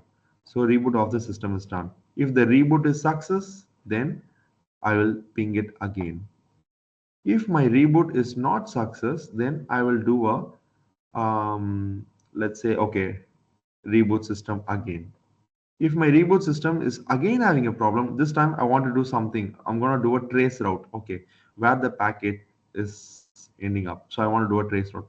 All this I just included it manually, right? Now, if we just start this, that's it. At this moment, what happened is that I will just choose the device. So this is the device. I just click next. I just configure everything and I just leave it out. Now the software will just go, will ping the device automatically. If the device is responding, okay, not responding, reboot. Again ping, not responding, reboot. Then not responding, then it go a trace route. Then I get a report saying like, see, there is a problem in the network coming from BSNL. That is the reason your device is not pinging. So please go and check. All this I didn't do. All this has been done by the softwares by using the data.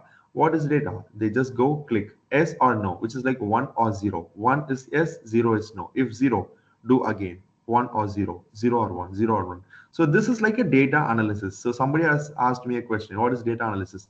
This is the data analysis. I'm going to see what is happening. I'm going to find out. So all this is called data analysis. Now, if you wanted to know what is a data science purpose, I will explain you another feature.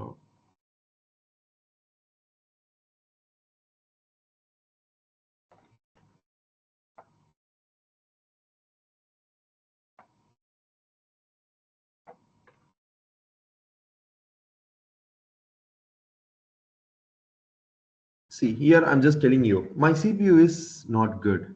But I'm telling you reason why, because the interface, the mini port IPv6 of this is down, and the other QoS packet scheduler, this interface also down. I can just go and check what is the problem. Okay, these are the two interfaces down, this is down, this is okay, this is okay. If I want to connect a new computer, I can just use this interface because, okay, this is not a problem. This interface is okay. This interface is trouble. This interface is very critical. On what time? On 16th December 7:51, which is yesterday evening. I'm checking what has happened at 7:51. Then I'm recollecting, I'm talking to my team. Then I found that there are some special class happened during that time. So maybe someone has removed the cable. So this is just to explain you how the analysis is done. And see, I can see CPU utilization is not good. If I click, I can see the data of all the dates. So if I am having 6 CPU in one server, I no need to go to each and every CPU. By sitting in my place, I can see all the 6 CPUs together. I will give you the color code. Blue is last, CPU 5 is brown, pink is CPU 4, blue is CPU 0. If I just go here, I can see blue. Okay, the blue, this CPU yesterday, it seems to be very nice. This is the maximum peak. So this CPU is 821. This happened on CPU 1. So I can easily find CPU 1 is having a highest peak. So what is the problem in CPU 1? I will just go and analyze on this computer specifically, especially on 16th. So this is the data. The data is being collected, it is analyzed, then that has been created as a table. Now, by having all this, I'm going to forecast my future. I'm just going to click and I want to check what is my future, such as what is the data for next 1 week, what is the data for next 1 year. Okay, there is no sufficient data in my tool. Okay, so all these can be done using these kind of softwares. So data science or data analysis cannot be done for one, cannot be done by a humans. It can be done only using softwares in an effective way. If you just go and do it manually, it will take much time. So that is why there are softwares across globe.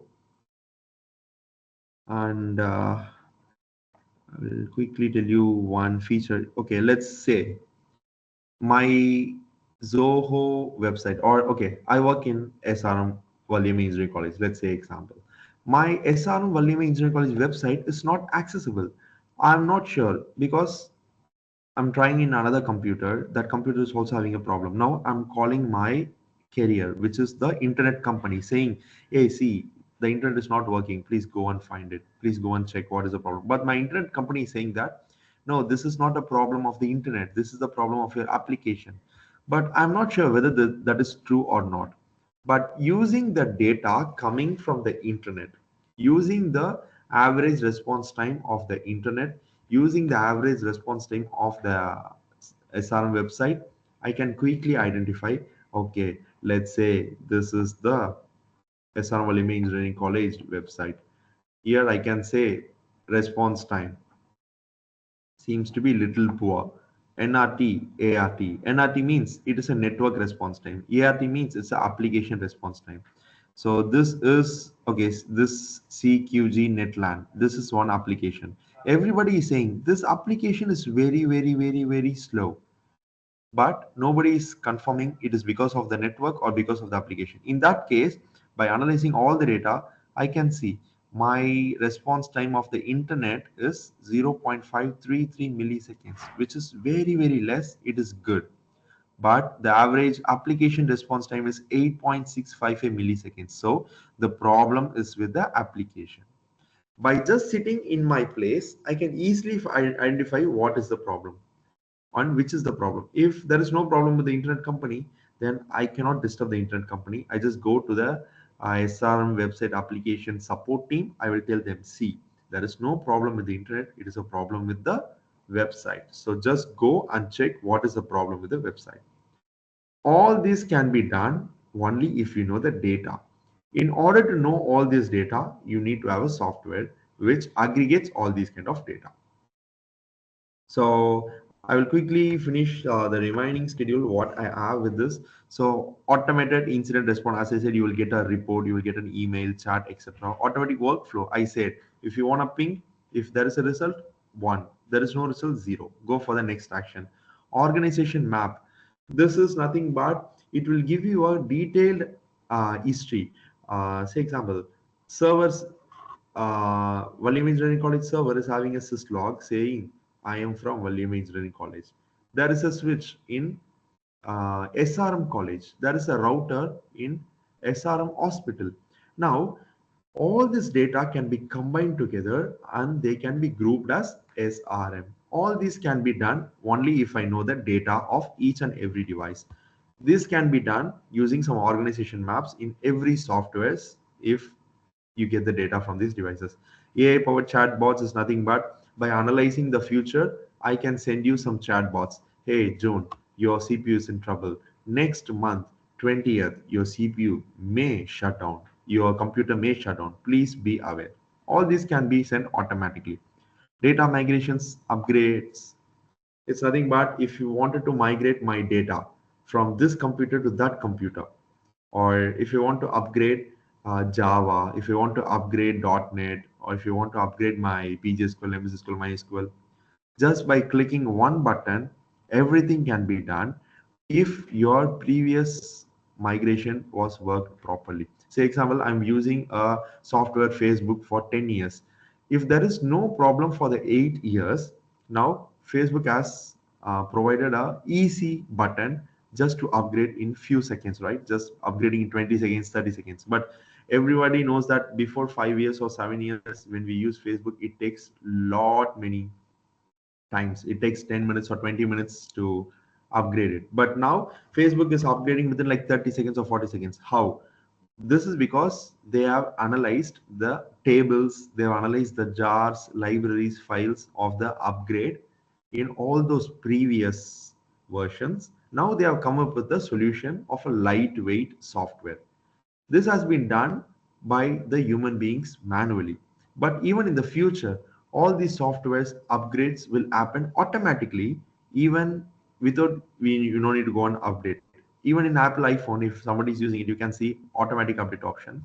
The product or the software or the cell phone will upgrade all these applications automatically without asking for anyone's permission, right?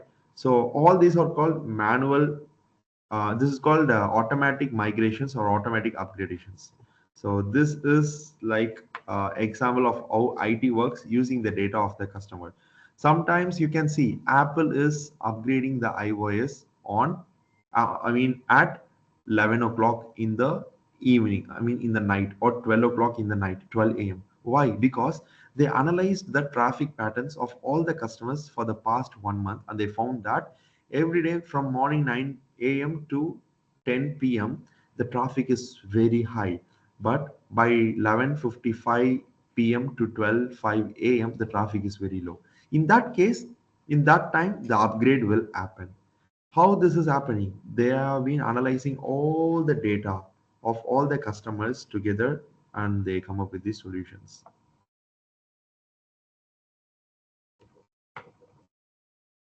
So the main concept of data science is nothing but you can improve the efficiency, you can reduce some cost, and you can reduce the downtime of the environment. If your computer is running properly, your softwares or your URL will run properly.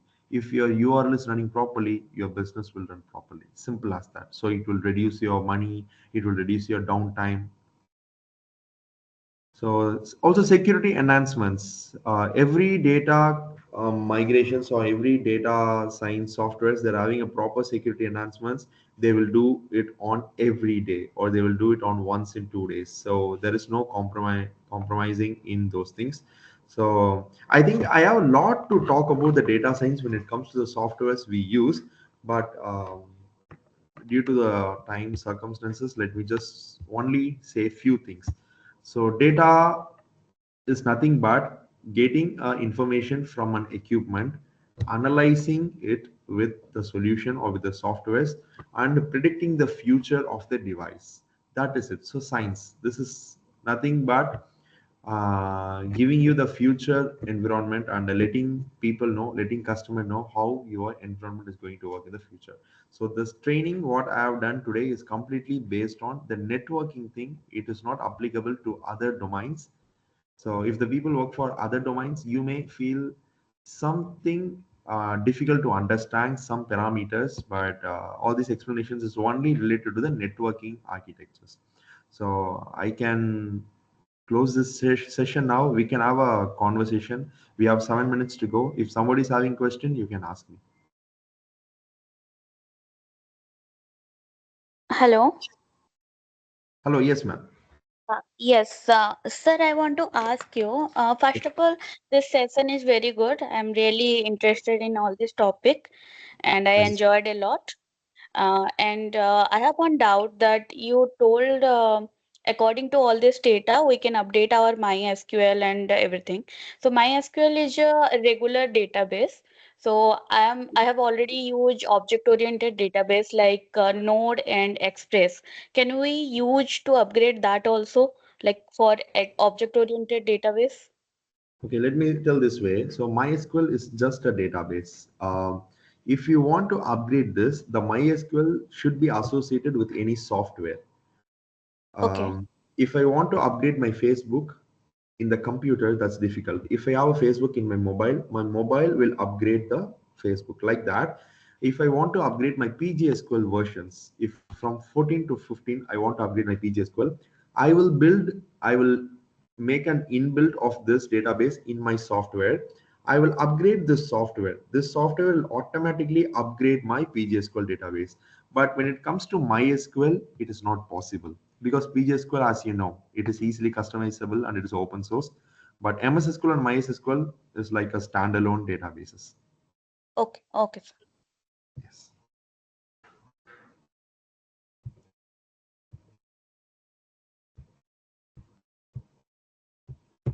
Dear So is it- participants, if you have any discussion, kindly please interact with our resource person.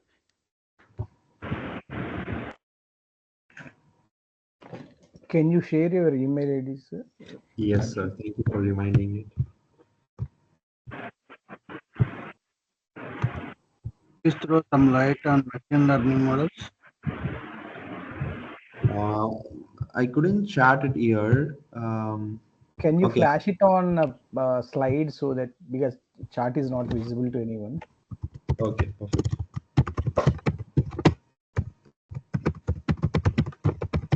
So it's nagarjun.r@zohocarb.com. I will increase the font. Okay. Is it visible, sir? Yes, yes. Okay. So nagarjon.r@zohocarb.com.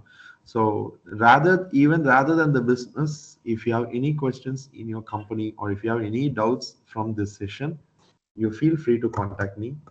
I will guide you or we can have a discussion. Thank you very much. No problem, sir. Sir, apart from network, what are the fields that can be covered with the data science?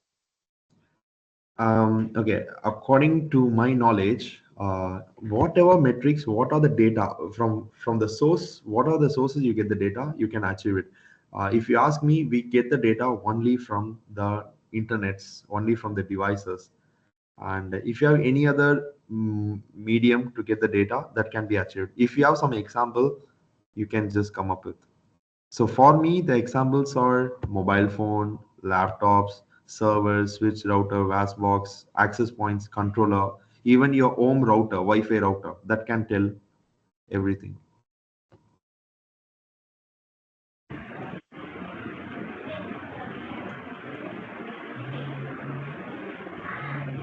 Can we apply, sir, to electrical load forecasting? Electrical forecasting, okay. Electrical monitoring, yes, we can do. As you know, refrigerator, we can monitor from the mobile phone, right? We can see what is the temperature of the refrigerator, like that. What is the temperature of the Wi-Fi?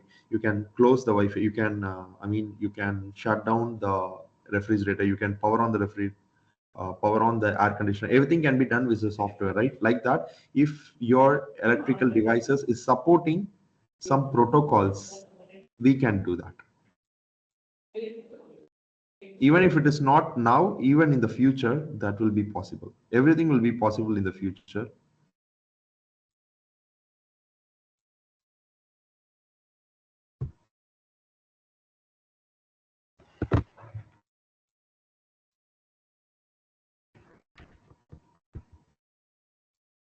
So any other questions from you guys?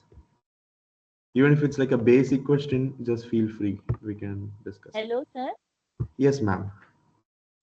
Sir, what are the role of statistics in data science? What is the role of statistics?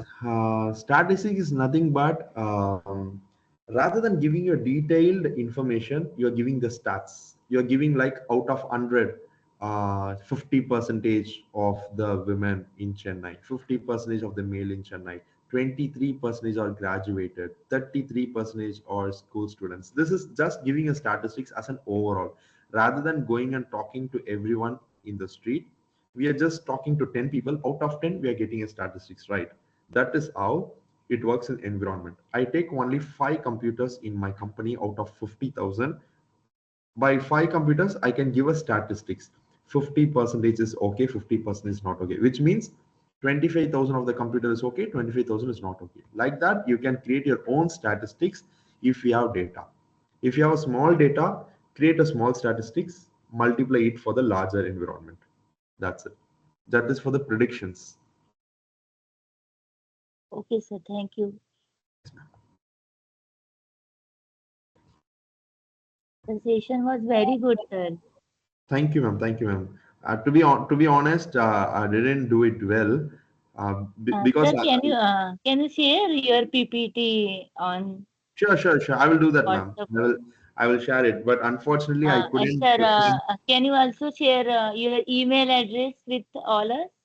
Sure. Go, Baba. You can take this now. Okay, sir. Thank you. You're welcome, ma'am. So I just wanted to apologize everyone because I couldn't focus much. I couldn't talk now because I'm like currently I was like traveling and I was like moving here and there. Maybe if we get a chance in the future, if we have a association with our IIT department, and I will definitely meet you guys in the future also. No problem with that.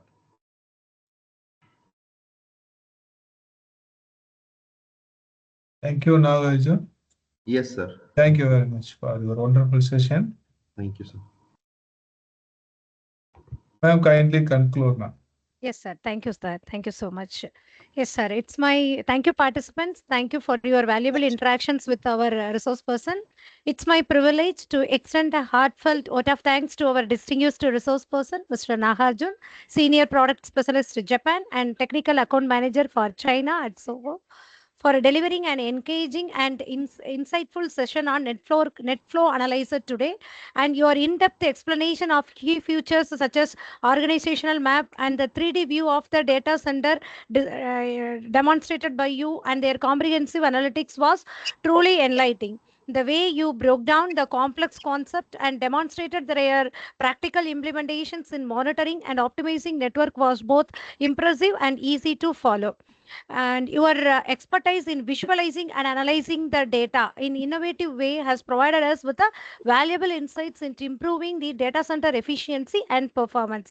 On behalf of our college and Atal portal and all the participants, I extend our deepest gratitude to you for sharing your time, knowledge and experience with us. Your contributions has undoubtedly enriched this program and inspired us to dwell deeper into this field. Thank you once again for such a remarkable session, and we look forward to staying connected and learning more from you in the future. Thank you, Nagarjun. Thank you so much. Thank you. Thank you everyone for your valuable time. Thank you. Much appreciate that. Dear participants, tomorrow's session 9:30 itself. Okay, so sharply you have to. I will share the program schedule also. So tomorrow's session starts by 6 p.m. itself. Okay, so today due to inaugural session, we extended time up to 9:30, but tomorrow onwards 6 p.m. to 9 p.m. Okay, up to from 6 p.m. to 9 p.m. and we will share all the PPT to in their WhatsApp group. As our HOD sir informed us, the coordinator of the Atal FDP, sir informed us to share the PPT in the WhatsApp group also. So I'll collect the PPT from the resource person, and surely very soon I will share all the material in the WhatsApp group also. And so many asked about the feedback link, and I will share the feedback link tomorrow in the respective WhatsApp group. Thank you all. Thank you each and every one of you for your valuable listening and interactions with the resource person. Thank you. Thank you, ma'am. Thank you so Thank you, much. ma'am. Thank you so Thank you. much. Thank you. Good night, all. Ma'am, Shall we attendance buy? link is there, ma'am. No, sir. We will. Our sir will take the attendance from the Teams itself, sir. In the Teams app itself, we will download the attendance, sir. Okay, ma'am. Thank you. Thank Yes, you, ma'am. sir. Yes, sir. Thank you, Shall ma'am. we? Yes, sir. Shall we wind up, sir? Yes, ma'am. Thank you, sir. Thank you, sir. Please, participants, you can leave now. Thank you, sir. Thank you. Thank you.